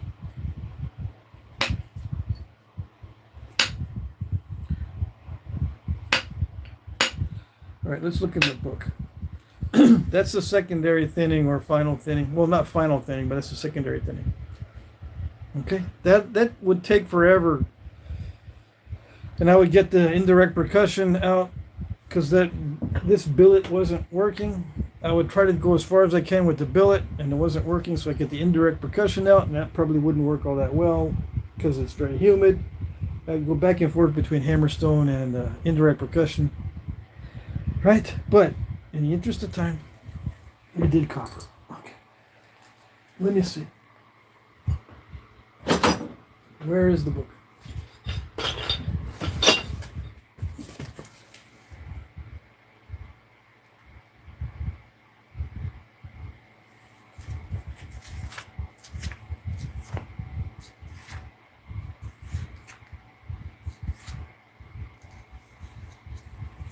So the Adina's here.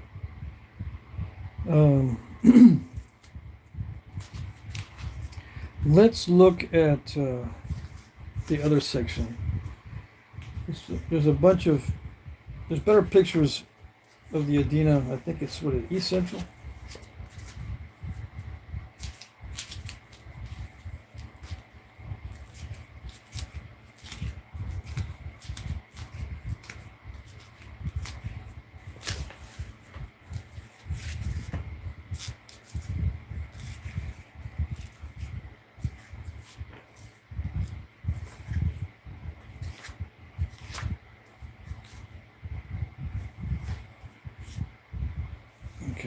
Adena. Right, description is eastern to southeastern states, a medium to large size point with small, narrow, short stem that is rounded or exhibits partial unifacial flaking. Okay, so what does that mean? I don't know. It's a finishing stem. This is Adena's, what they call Adena Robbins. Let's see, a medium to large broad triangular point that is thin and well made with long, wide, rounded stem that is parallel sided. So we got the thinness, parallel sided stem. Now, how about this Adena? This one's called a narrow stem Adena. But what about this one here? These look like they're, yeah, G8, G9, much higher grade looking type stuff. Got fine edge work on these. Lots of persnickety napping. I'll probably make one of these. Yeah, so it needs to get a lot more narrow. But let's read the description. Adena narrow stem, medium to large, thin, narrow triangular blade that is sometimes serrated with a medium to long, narrow, rounded stem. Most examples are well made. Okay. Narrow, round base with more secondary work than an ordinary Adena. Okay, so there is a lot more persnickety going on with these narrow stemmed Adenas. All right, so we can do that. Otherwise, they're just kind of crude looking. Yeah, just broad, big flakes and minimal edge retouch. These have a lot of edge retouch. Well, that one maybe not so much. I can do one of these. Yeah. Let's see. So you didn't know there was lots of different Adenas, huh? Let's check the chat. Maybe he did know.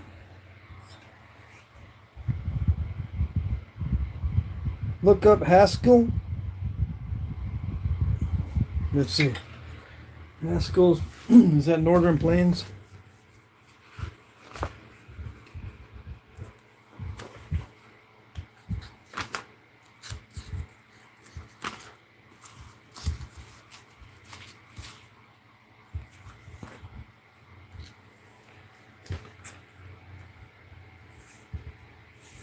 RS. Okay, it's not there. It's not in the Northern Plains. Let's look to see where the Haskell is.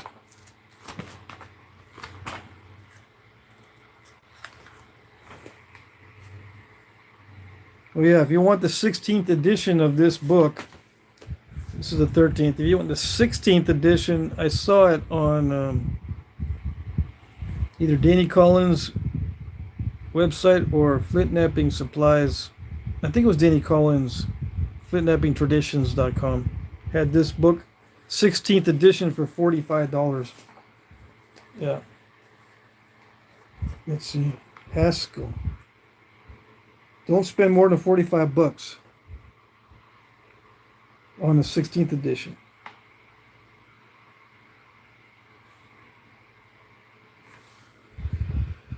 Okay. Haskell, North Central, South Central. Okay, so let's see. NC is North Central, so Haskell.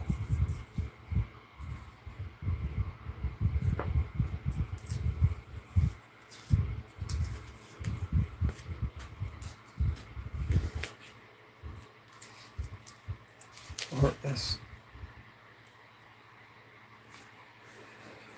This is Haskell. Okay. So it's got wide notches. Mine, it could be, it's pretty close. But yeah, wide notches and little bitty neck. So his Mississippian to historic period, 800 to 600 BP.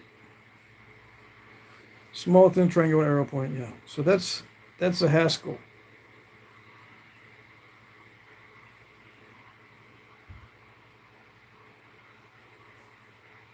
All right, and these are actual size. So mine's on the large side, but they've got rounded. Looks like they're rounded barbs and not pointy. Mine are very pointy. Okay.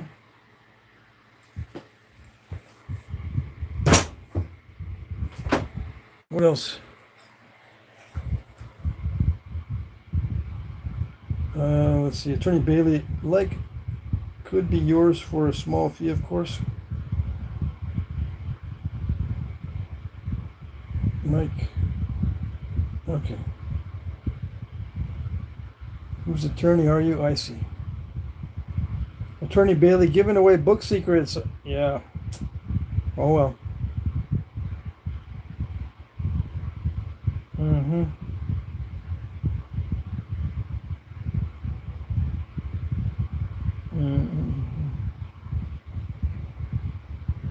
Stoneface says, I rubbed the antler on plywood surface to burnish it. Come on. Don't do that. Burnish it. That friction is enough to heat harden it. I guess so. Yeah, but how long do you do it for? And as it wears off, as your antler starts to peel off, does that peel off the hardening? Yes, probably almost immediately. Let's see.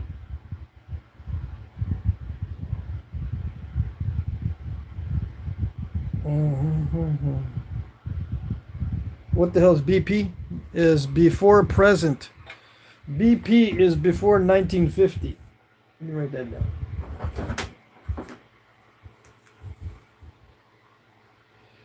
BP, either with or without periods. Before present, but it's not before present. That's what it stands for, right? BP. It stands for really before 1950. Okay? So you got to subtract like 75 years, you know? So if it says 500 years BP, that's 1950 minus 500. That's the year that point existed. So 1950 minus 500, that point existed in the year 1450. You don't go, okay, 2026 minus 500. That'd be wrong. That'd be like 1526. You'd be way off. Something like that. See how much off you would be? So you got to remember it's before 1950. Okay.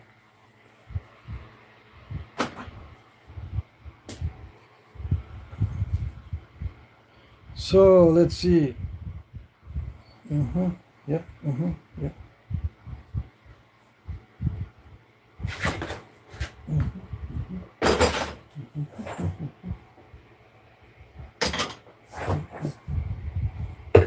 I gotta put away all the. There you go. There's too much stuff down here. Why is there so much stuff? So I'm using every tool in the book. That's why. Oh God.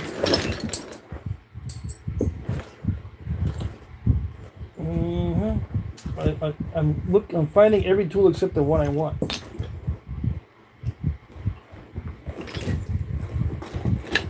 Where's my favorite pressure flaker? We don't need a notcher, we just need that good pressure flaker. There it is.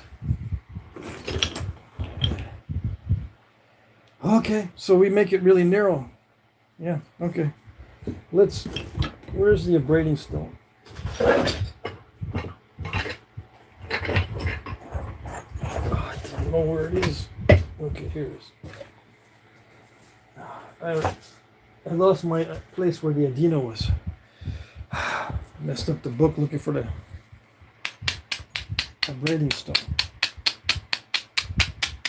So let's make it more narrow. Yay. Don't see any problems.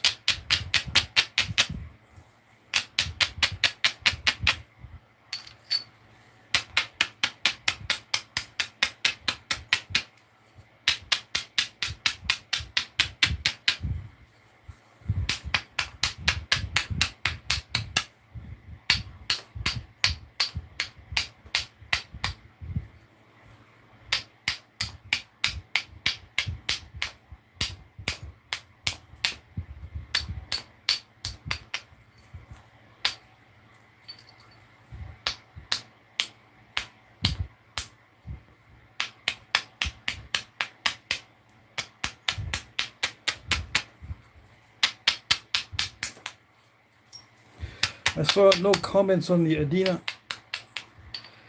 whether he knew there was many versions or not. Many versions.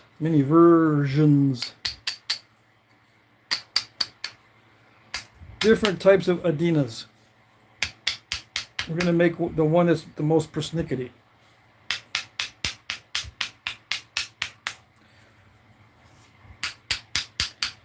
Narrow.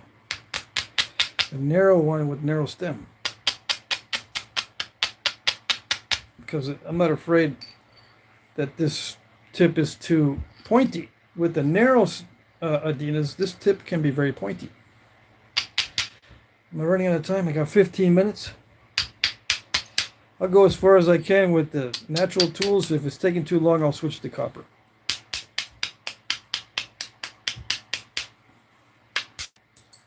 Oh, there it goes. See, that's the kind of mistake I'm talking about. If you start out wide, you can shift it over to the other side. Perfect. I don't know why I did that.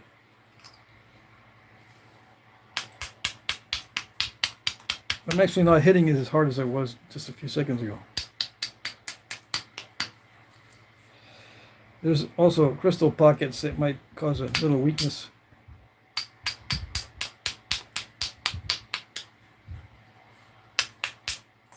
Yeah, look at that.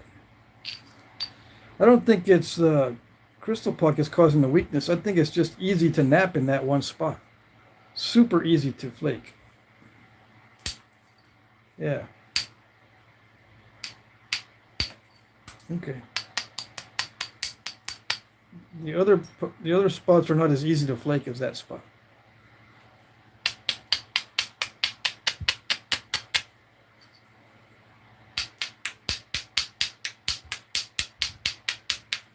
I can tell what's happening a lot easier with modern tools because I don't have to think about, maybe it's the inconsistency in the hammerstone. Maybe it's starting to develop little notches and stuff. If it catches on a notch, it'll peel off a flake easier. You know, as this contour changes, it sometimes can peel off the flakes easier if it's developing a little notch or something. But I think that was just an easier to flake area, right next to a hard to flake area.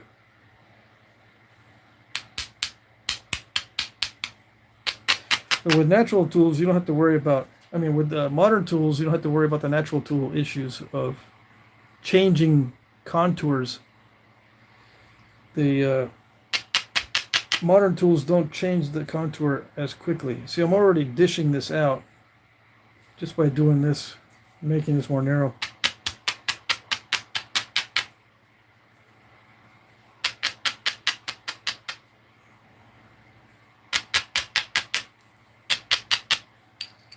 Anyways, let's see.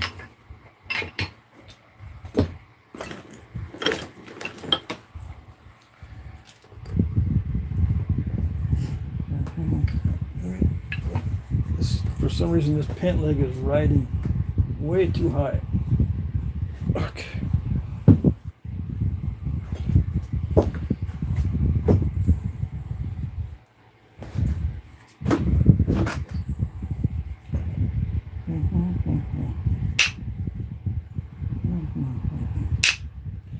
All right, I see already. Yeah, I see.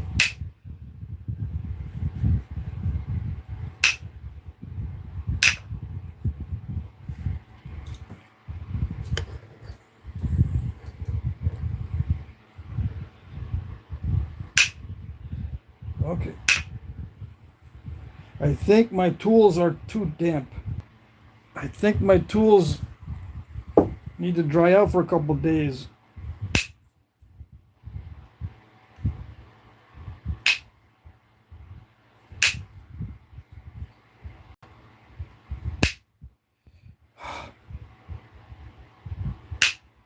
Yeah, it's not going to work.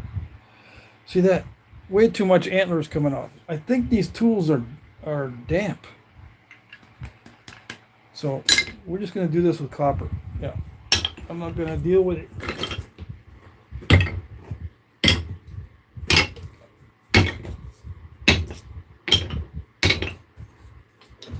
I'm going to bring these inside the house. Yeah, because we're expecting more rain all week. I'm going to bring the natural tools in the house. Yep. Should be, by next week, it should be dry enough that I don't have to mess with them. Or I don't have to deal with that. Because, you know, what would I have to do in an emergency if I needed one? I would have to hit this a lot harder, break it probably, and start over with another one until I can finally make one that didn't break. Or build a fire and dry them out. But when you build a fire to dry them out, sometimes it makes them even weaker because you end up cooking the antler if it's got too much moisture in it. The steam starts to come out, which is good, but then it's also cooking the antler. Makes it weaker. All right? How do I know this? I don't know.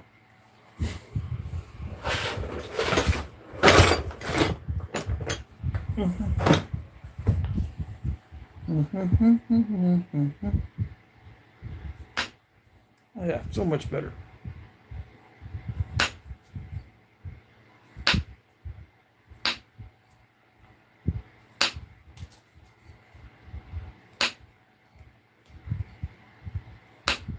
There's another little pocket. Oh, that's the same one. Same one I was talking about earlier. Little crystal pocket.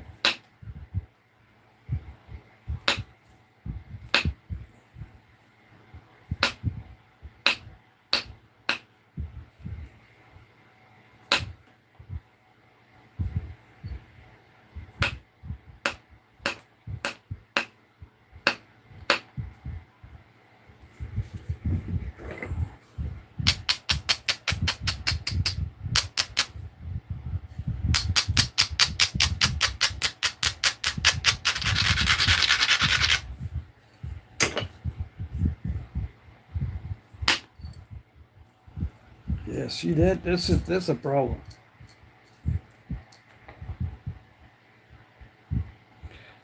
See that? There's patina on the inside of that, so that was an internal crack, as well as a crystal pocket. Yeah. I think we can still make doo-doo with what we got.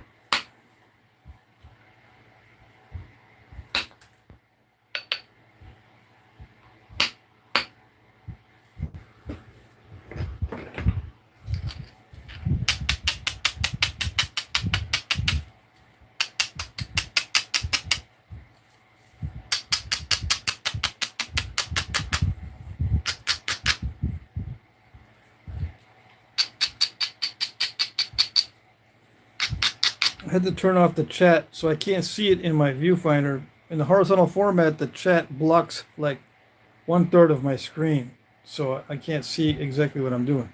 So if I missed your question, or if I'm missing your question, I apologize. I see the chat is moving, but I don't know if there's questions in there. You can see the chat moving on my other phone. See, the other phone's down here.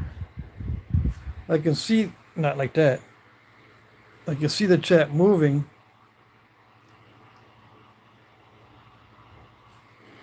What is it doing? Yeah, ask what kind of attorney. Okay. That's why deer don't use fire. They burnish their antlers on trees. Yeah. Mike Mason, it's hard to believe many things can be done with lesser pieces that exist because mansions are favored over mud huts. I don't understand. Let's see. Mike Mason, okay.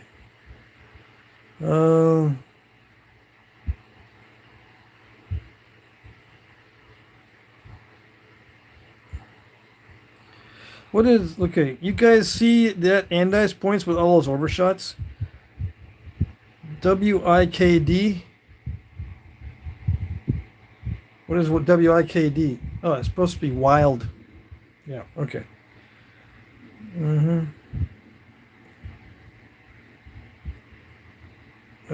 Let's see. Anything else? No questions? That's okay. Edward Astrop is here. Edward? Wow, I haven't seen you in a long time in a chat or on the comment sections. Amazing. Let's see.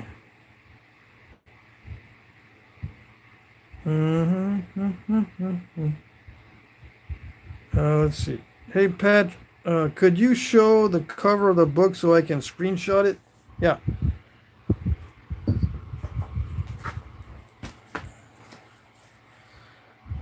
There you go.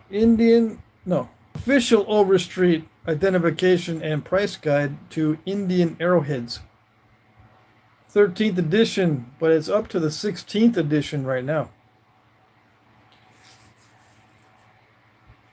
Robert M. Overstreet. Yeah, Overstreet identification and price guide to Indian. Okay.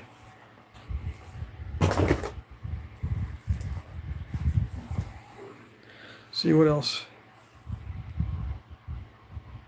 Thank you. You're welcome.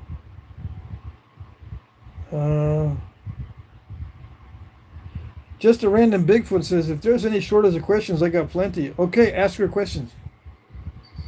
I still got time to finish this out if I use copper. So ask your questions.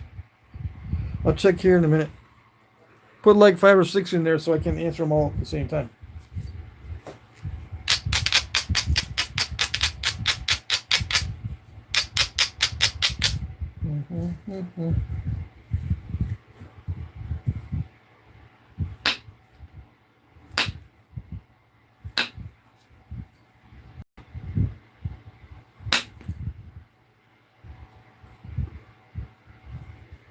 Okay.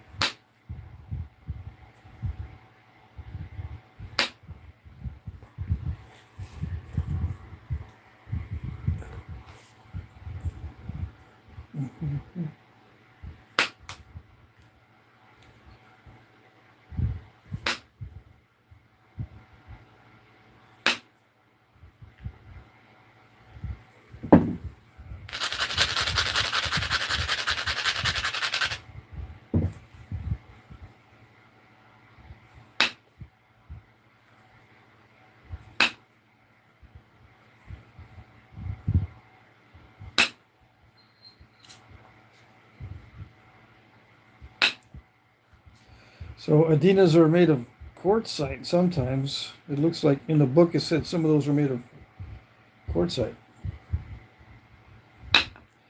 Now wouldn't that be fun? No wonder they did not notch them.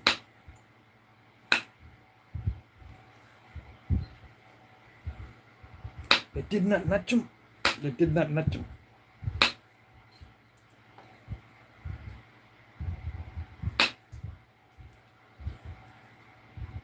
It is a non-notched point.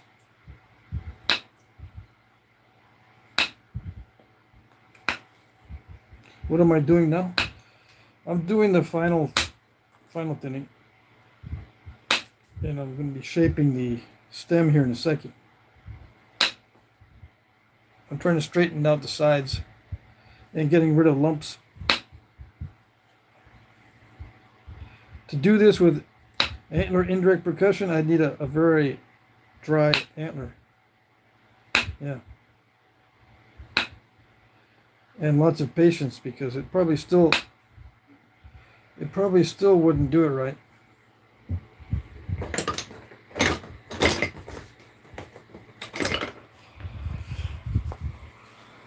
I would probably have to keep sharpening the indirect percussion antler to keep it sharp to focus the force on the edges.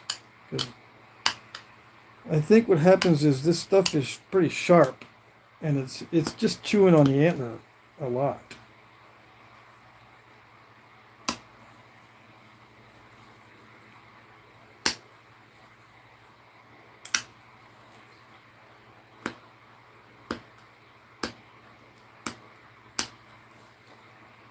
It also seems to be quite slippery.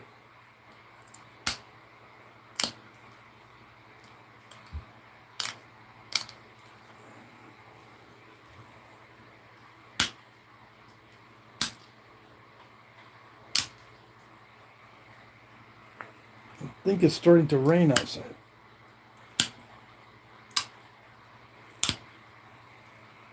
Yep, it's starting to rain.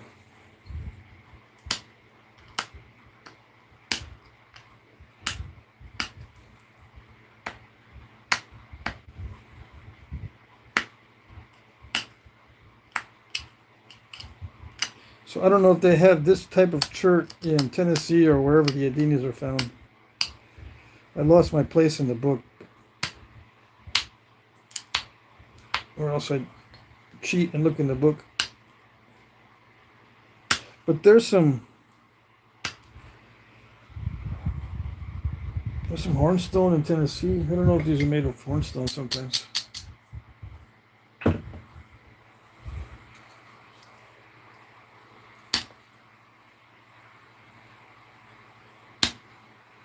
Fort Payne shirt.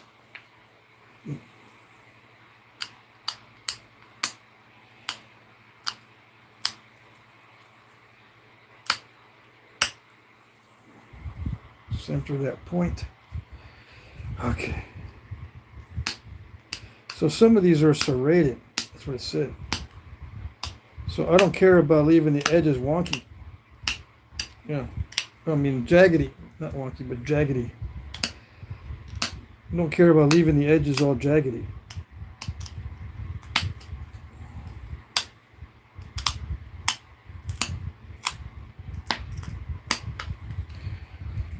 See what I mean, Jelly Bean?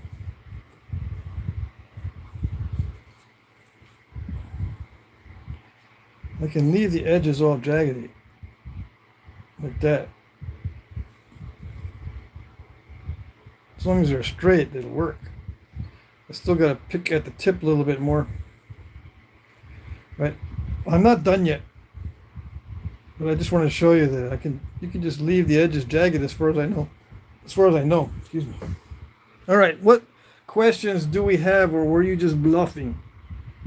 Let's see.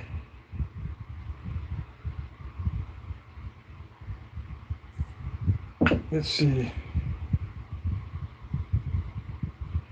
Ross Wellman, Patrick, are you enjoying the natural tools? Looks like a pain in the ass to me. Yeah, it's always a pain. Always. Natural tools are always a pain, no matter what. You just get more and more used to it. Yeah, it's like, I guess it's like anything that's nagging pains. Sometimes you can get used to them. They're just in the background. Yeah. That's why I don't use natural tools for everything. I just use them on occasion. Yeah. They really are a lot of work. So I don't enjoy them. I enjoy the results and the amazing things you can do. But as far as doing it, I don't know. Could you show the cover of the book? Okay, yes. All right, so let's see. So the answer to the question is no, I don't enjoy the natural tools. No. Do I enjoy anything in Flintknapping? What is it that I enjoy? I've told you before that I enjoy the results. I often gloat on the results. That part I do enjoy. Now, when it comes to what materials I like and tools that I like heat treats and copper tools. If I have a nice heat treat, it's a nice day outside, not too cold, not too hot, and I have you know, plenty of time to mess with my copper tools and keep them really sharp and nice, then I enjoy the knapping. I can actually meditate, but it's got to be a nice heat treat or something that high grade raw. This is not too bad actually. This particular stuff, it just has little pockets of pain in the, you know what, crystal pockets. But there are some cherts and flints that are much better, much better on a very high level of quality than almost anything else, right? That's what I enjoy. Someone asked me if I miss having a big pile of flakes at my feet, flakes and spalls, because I used to have a big pile of flakes and spalls at one time at my feet because I was, all day long spalling and flaking, trying to get used to it. But no, it was a pain to clean up those flakes. It was a pain to keep the kids out of that area.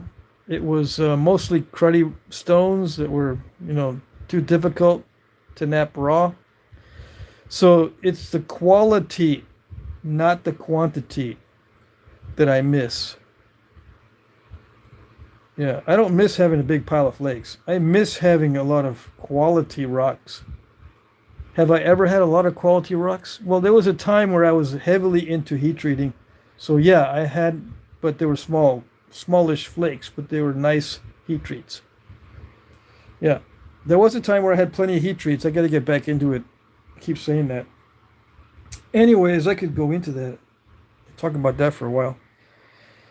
Bill says, how did the natives achieve those arrows that had a wider nock for easier grip and pull? I'm trying to understand the different native arrow techniques for primitive archery.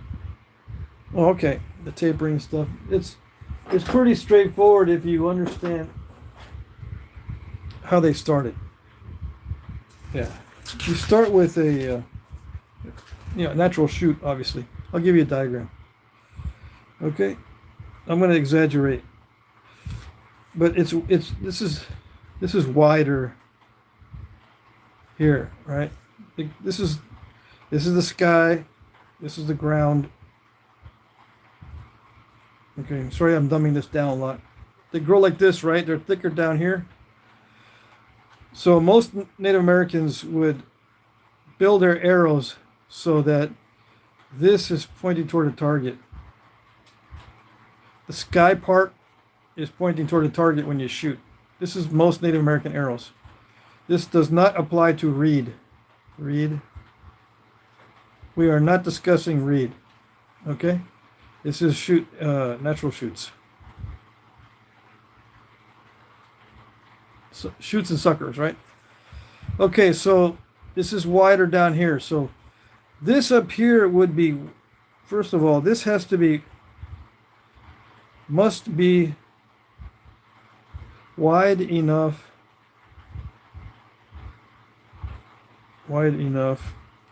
to drill. Okay? So this would be like 3/8 up here, diameter. So that would make this down here like 9/16. All, when it's dry and sanded down and stuff and bundled up. Okay? When it comes time to making the actual arrow and the bulbous nock, they knock it down.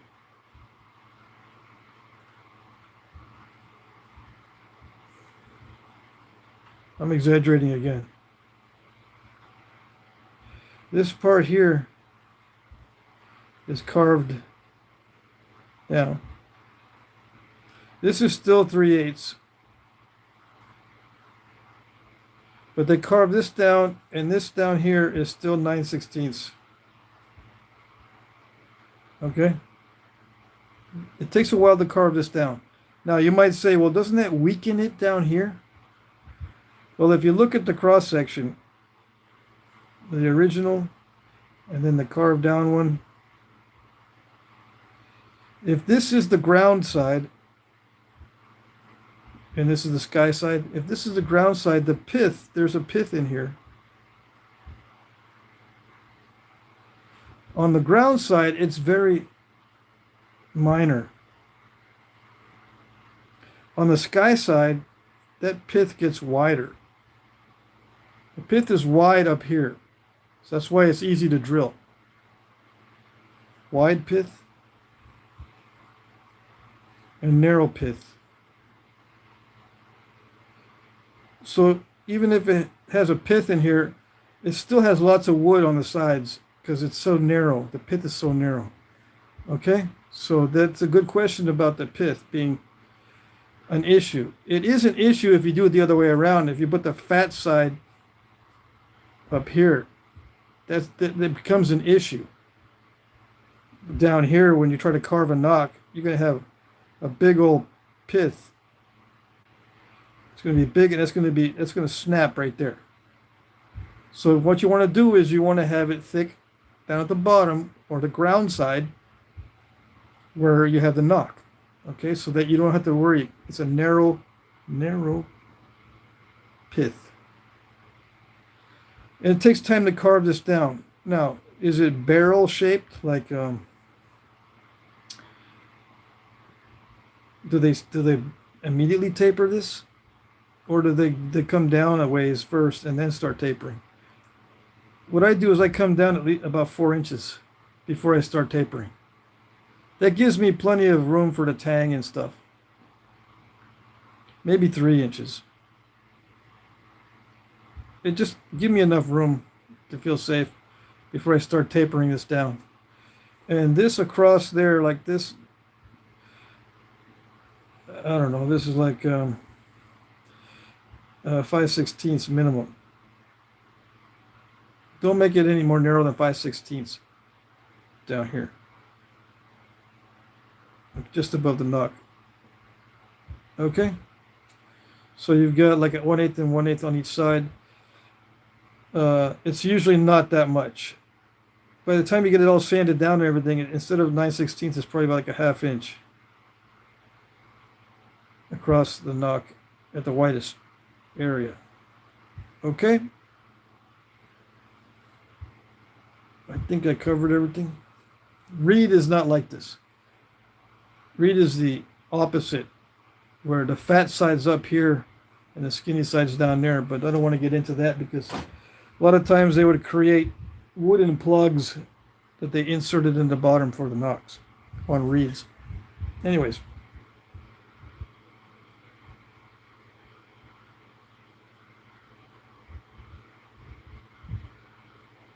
Somebody got some olive wood? Don't even like the sound of quartzite. Yeah. Let's see. Ryan at Hunt Primitive tested wooden tipped atlatl darts and basically proved they're horrible as a projectile. As for wooden spears like those at Clacton or Labyrinth made by Neanderthals out of yew, what do you suppose were used for? Would you bet those were thrusting spears? No, we had a discussion last time. I'm thinking they were used to hang fish on. They're fish hangers. Those Lyrian, however you pronounce it, those Lyrian pieces of wood that are pointed on each end. They look like javelins. We had a discussion at one of my other live streams, and I told everybody that I'm thinking that they are fish hangers. You hang fish on them. You insert that wood into the gills or through the mouth and gills and hang your fish on them. Okay? You are very good with natural tools. Thank you. A paint in the crystal pocket. Yes. You ever do coral? Yes, I've done coral. You should gloat. You should gloat, my friend. Yeah. I can do natural tools, but yeah, they're a pain. Let's see. I got a lot of my old videos in my allergic hobbit videos. If you don't know already, I have natural tool videos. They're several years old. Several.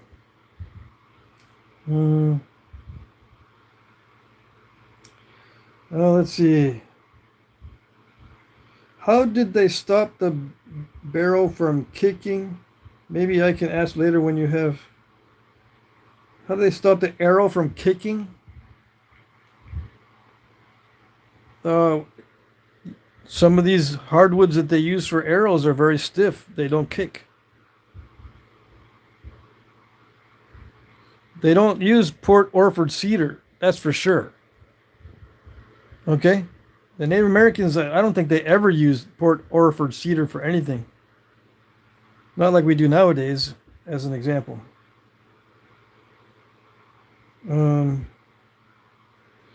I hope that helps you. Thanks.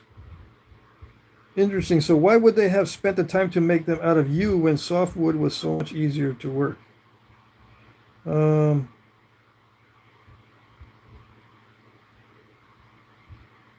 they make them out of yew, because it's easier to split. It's easier to split these softwoods. And yew is not difficult to work. Yew is a softwood. It's very easy to scrape and to shape. Yew wood is not a hardwood. Okay? How do I know? I've worked with yew wood. It's very similar to like fir or any of the other, nice quality softwoods. Okay? So it's not difficult to shape. What's happening next Saturday? I have Natural Tools Saturday and Natural Tools Sunday. We're back to our regularly scheduled programming. I just went to the fireworks last night. That's why we didn't have a live stream last night. And I don't know what type of things that I'm making. I just go with the flow.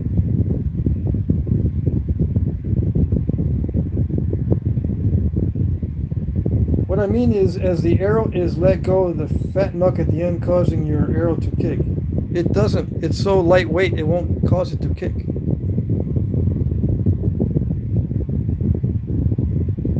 How do I know? I don't know. I've never had an issue with it kicking because of a heavy nock. I've had issues with kicking because it was too thin in the shaftment area. I removed too much wood in the shaftment area and it became too flexible. But the nock itself is so light that it makes no difference.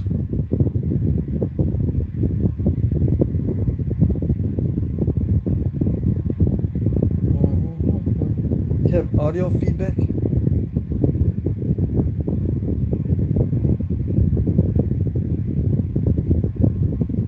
Is there audio feedback? That'd be stupid. Let's see. Let's see. Yeah, trial and error every Saturday. But Saturday and Sunday is supposed to be natural tool nights. I don't know why you guys are fixated on Saturdays only. Anyway, let's finish this out. So I turned the fan off because it was starting to get annoying anyway. It's cool enough now that I don't need it anyways.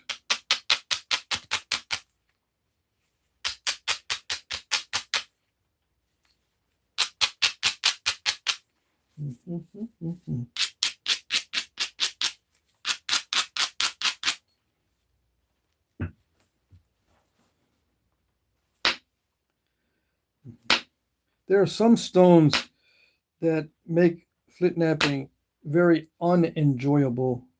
In case you're wondering, in most cases, Flintknapping is very meditative for me, as long as there isn't major difficulties. I can get in the zone, especially now that I'm living by myself. I can come out to the shop and Flintknap, and I do have background music all the times. And I just zone out, and I can nap and enjoy it. Yeah, it doesn't have to be perfect material as long as there isn't major issues with it, like existing cracks and defects. I can deal with the occasional hard spot and soft spot. Not a big deal. But if it's snapping half-ish, that's not good. Or if it's got crystal pockets or something is off with it as far as seams or layers, any kind of weirdness. That's not fun. And, you know, I don't enjoy a challenge. I'm not the kind of person that enjoys a challenge.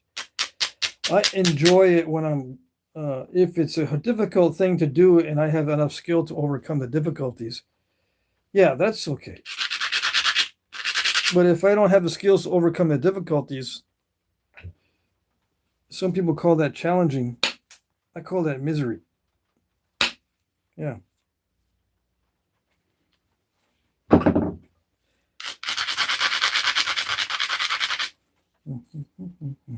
Maybe some people don't call that a challenge. Maybe they call it misery too, and I'm just misinterpreting.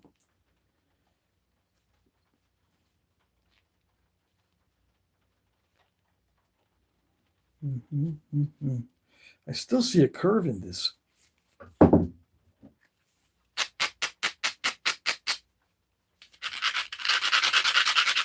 hope that diagram of the arrow helps. I do have some arrow videos. I don't know if I go into that much detail. I have made all kinds of different Native American style arrows.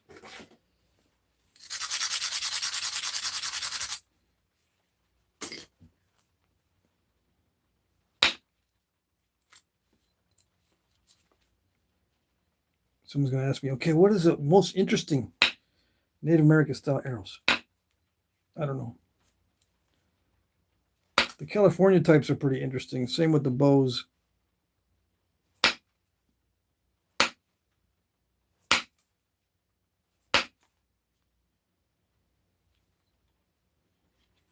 But they all have their little ways.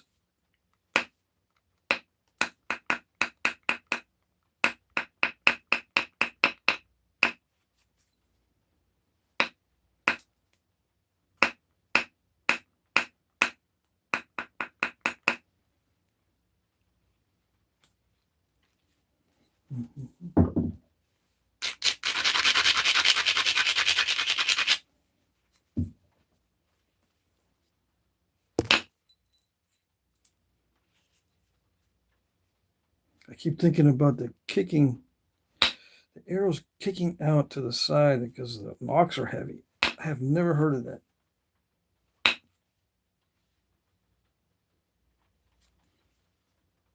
Never had problems with that either, except when I make the arrows too thin. And I didn't call it kicking, I just called it weak spine.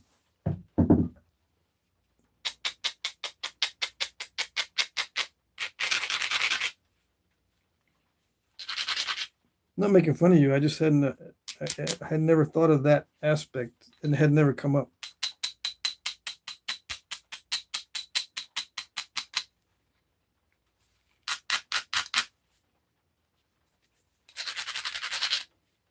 I'm thinning down the blade a little bit more. If I'm going to offer this in the auction, it's got to be a little bit thinner.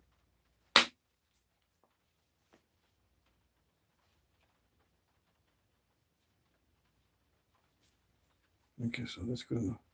If I spend too much time on it, I'll ruin it. Okay, so the stem. See, the problem with the stem is that crystal pocket. Let's see. I'll just pressure flake. I do need the picture of the Adina, darn it. Let's see.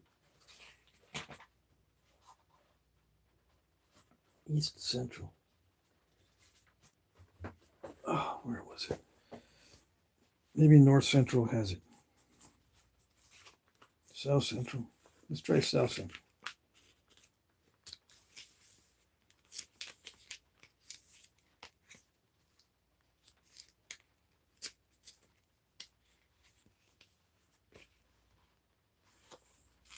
Andrew Stewart. That's not in here. Or is it?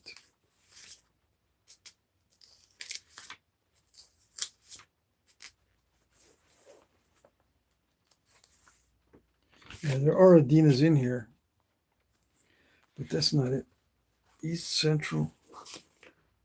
Gulf Coast. Where was it?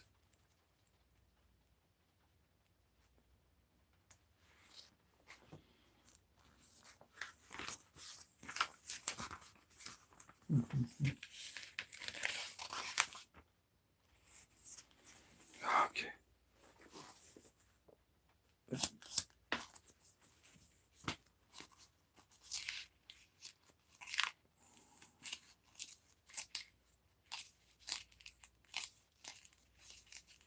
Bet you already looked here.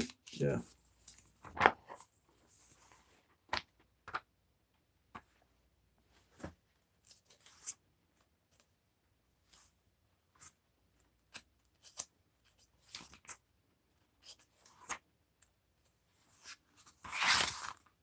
Okay.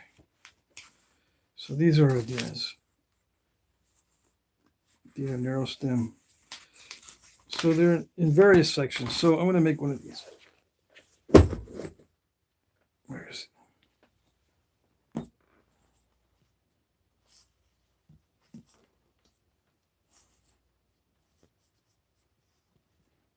Yeah, okay. It's got very weak shoulders. Okay, I got you.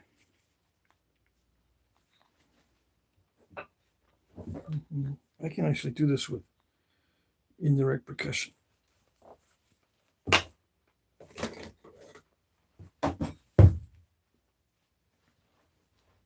I can shape the stem with indirect percussion. Yeah.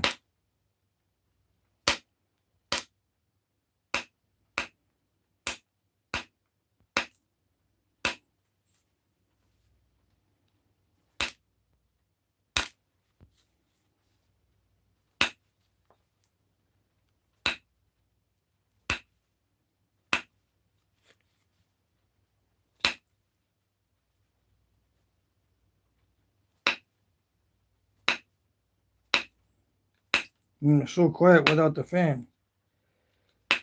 Yes, yes.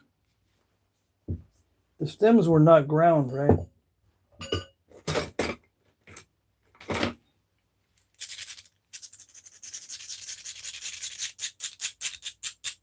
So leave the stem sharp. It doesn't say anything about ground stems. I don't remember.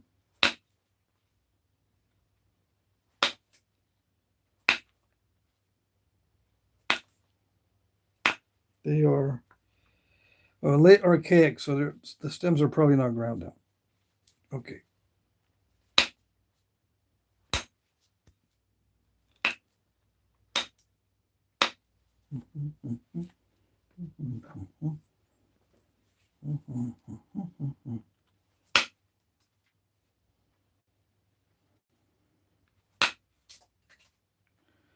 So let's see, is that enough for the stem? The stems are sometimes fairly long, it looks like.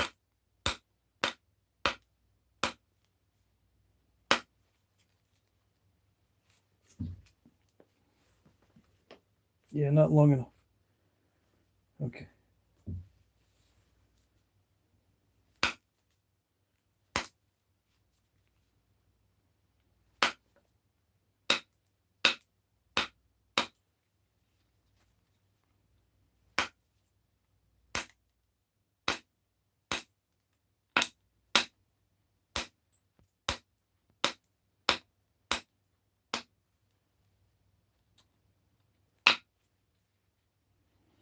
There's a little bit of a crystal pocket there, looks like. There's a bunch of little boogery spots down here. Let's see.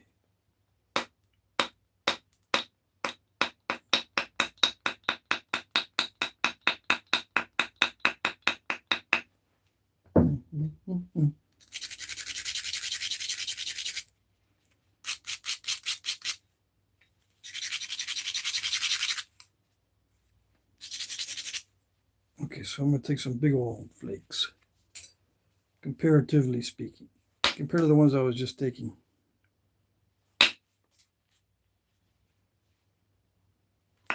No, let's try this.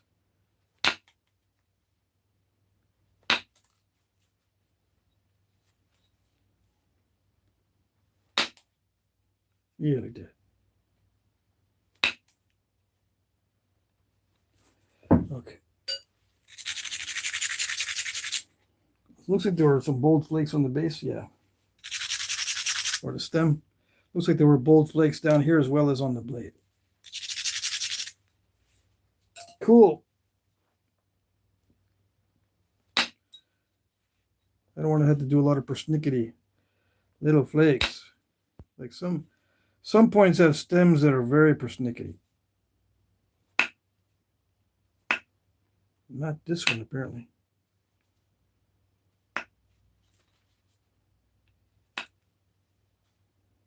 And the shoulders are not pointed.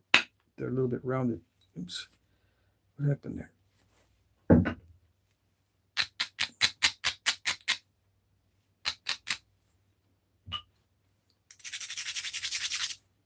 I need to get rid of some of that.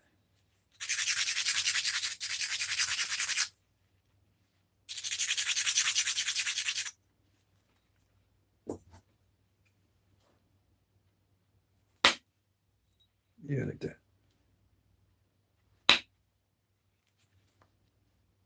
I'm running into some boogery areas right there, but it's okay. Let's see, do they pop out? They don't pop out those notches. It looks like they don't pop them out. They're just there. So on some points, they'll actually have a pop out whenever there's a shoulder or a barb. But it looks like these are not. These are just snapped really easily or without any fuss.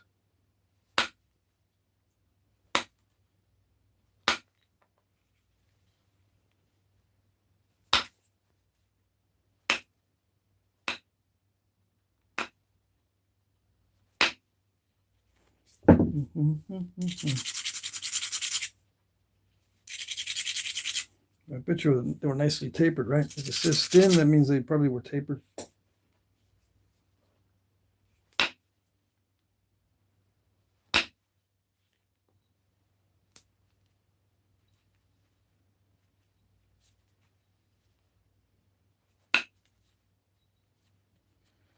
And let's see. Like most points, they don't look like they're all that symmetrical.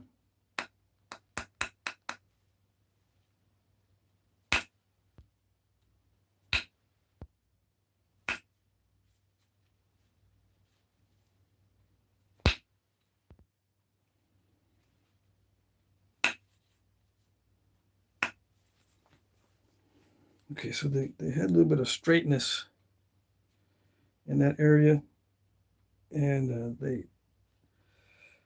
all right, straightness in this area here and straightness in this area, or even contracting a little bit. So I got to take the sides down. Okay. That's all right.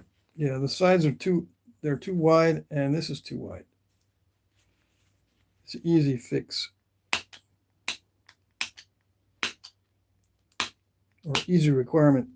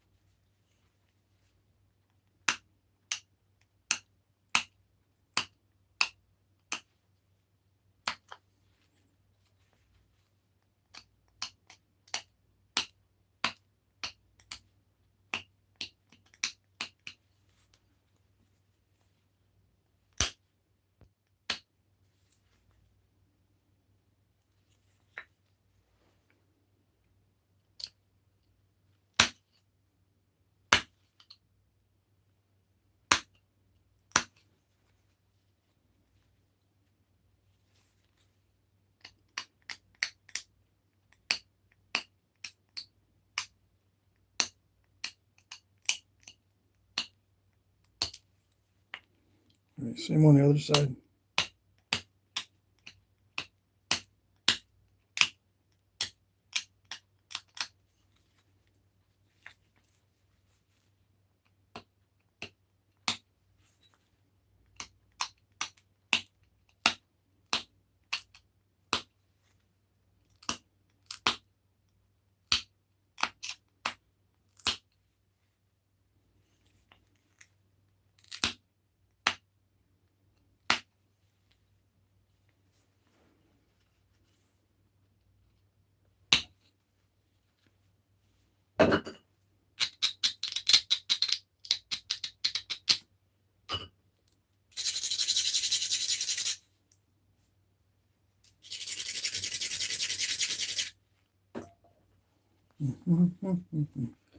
We're almost there.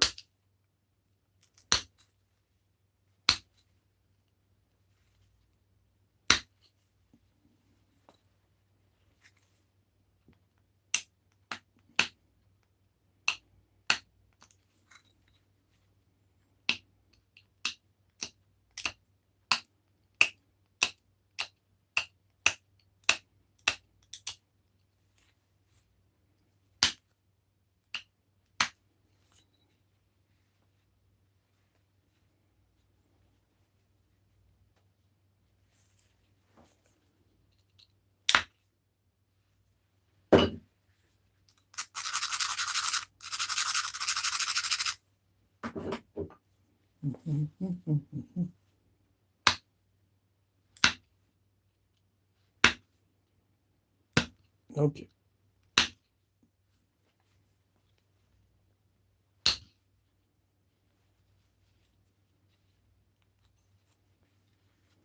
I need to turn the fan back on.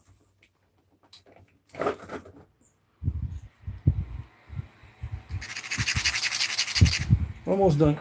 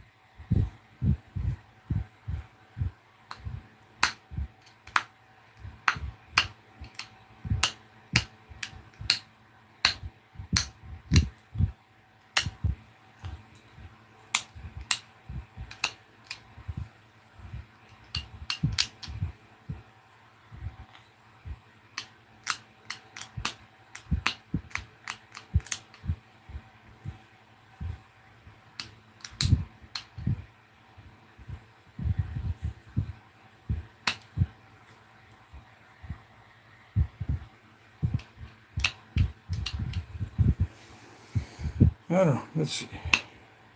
I think it's straight-sided or a little bit. It's a little bit curved inward. Yeah. And these can be. It can be more pointing on the stem, right? Some of them have pointy stems and some of them don't. So that's like the average. The stem seems to be the hardest thing to get correct. Yeah.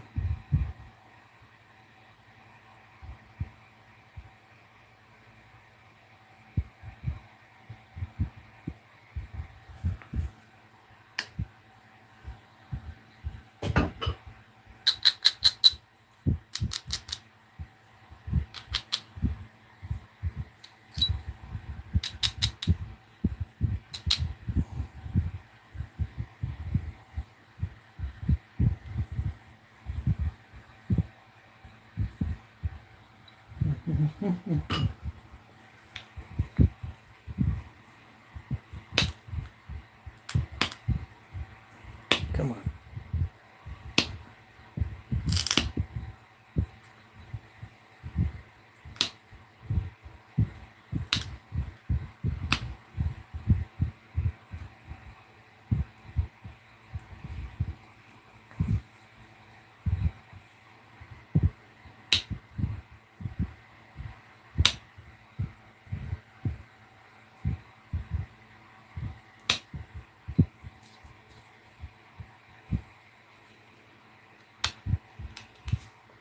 Yeah, some of the tips were pointed. Okay.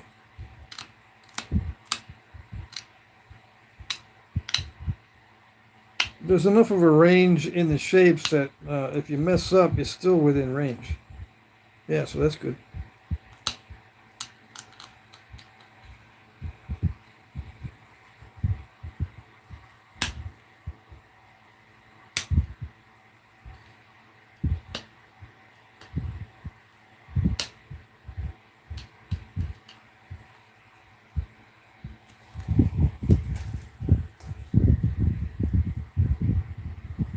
So I forgot to do the tip, but I narrowed it down. I tapered it down. I didn't mean to say narrow. I tapered down the tip. It had some bulk to it. I could still probably remove more bulk up here. Yeah.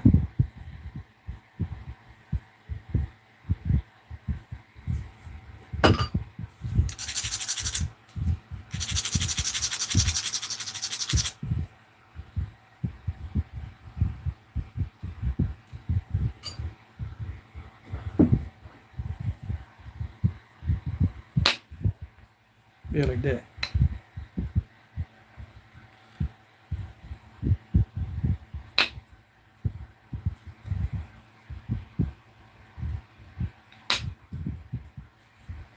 Oops. Okay.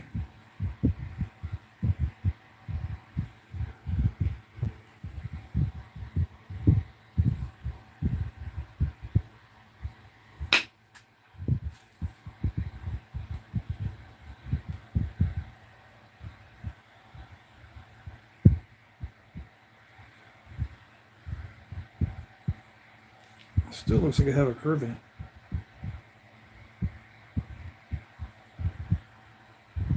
Yeah, we're done with 2 hours and 44 minutes. Dang it.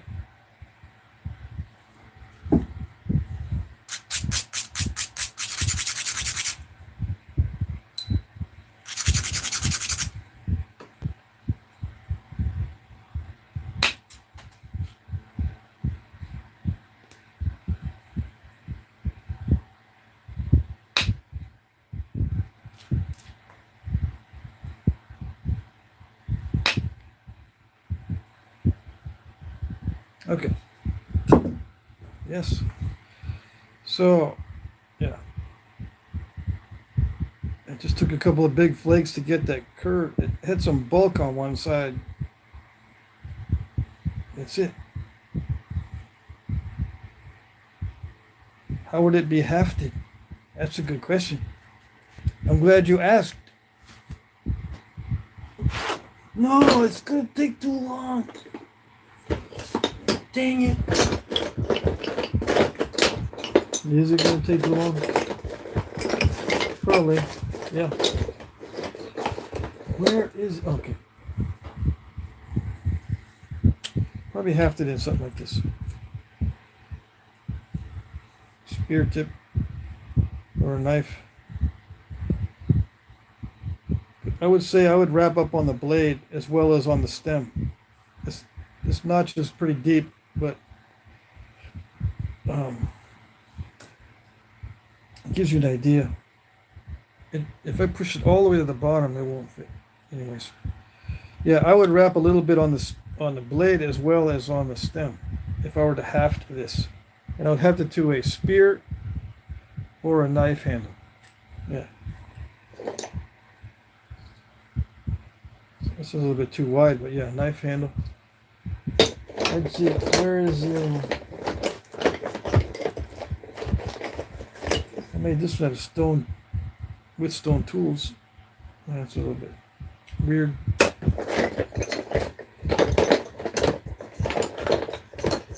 don't know if it'll fit in something like that. Yeah, it needs a narrow handle. So it seems like it would be, I don't know about that little dart point. It might be. If you make a deeper notch, it could be in that little dart point. The smaller ones, but it looks like a spear point actually. Yeah, that's what I would use. This like simulates the tip of a spear. That's how I would have to, as a spear point. Yeah, or a knife. There's some huge ones in here, so they're probably knives. And then the smaller ones might be at little dart points. Unless they say in certain books what they were. I'm just guessing. According to the size of the haft that you need for those.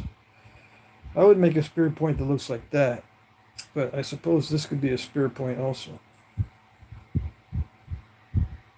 Yeah.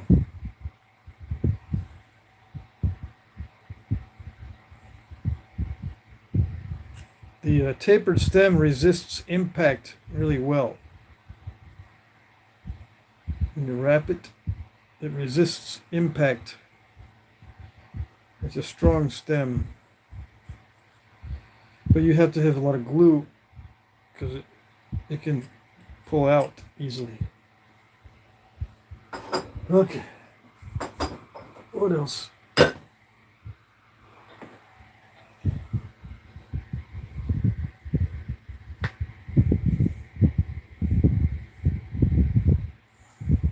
Can't see it.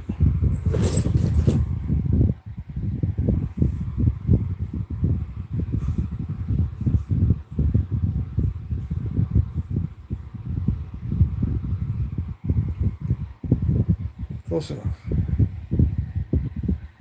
Where is the live chat?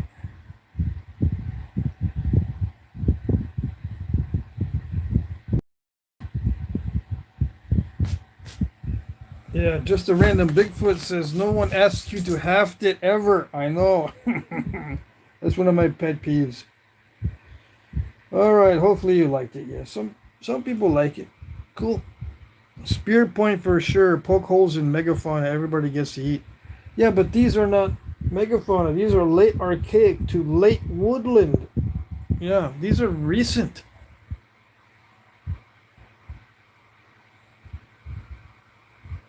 Ross Wellman says good night. I'm going to say good night too.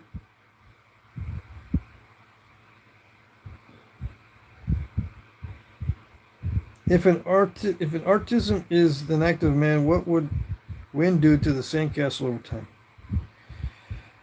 Yeah, talking philosophy.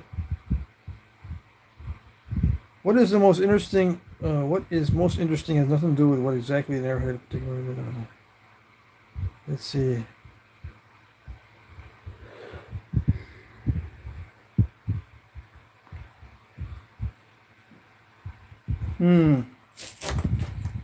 The Laringan spear was found in the same group that butchered whales, catfish, and pike. That might lend credibility. Yeah, I think it's pretty clear that they were used to hang fish on. They're all different sizes, so they're not spears. If they were spears, they'd be same size so that you could have some accuracy in shooting. They're just not the right shapes either. Let's see.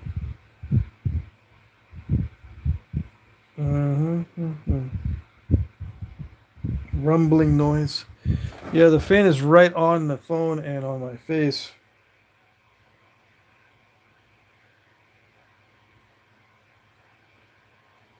Okay, is that it?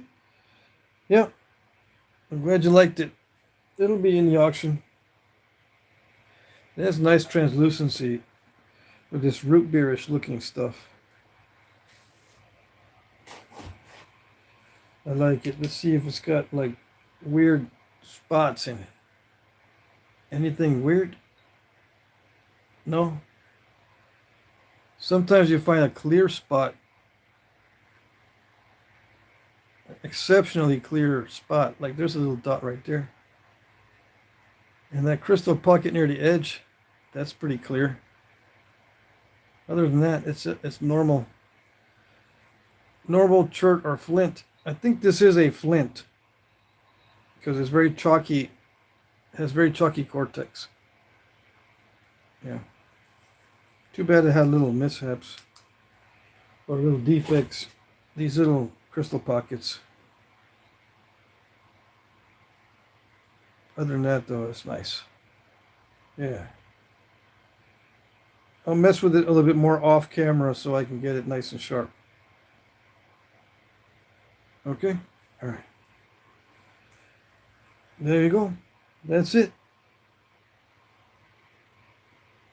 We'll see you tomorrow night. Yep, live stream tomorrow night. Same time, same place, 9:30 p.m. Eastern time. We'll see you then. Bye-bye.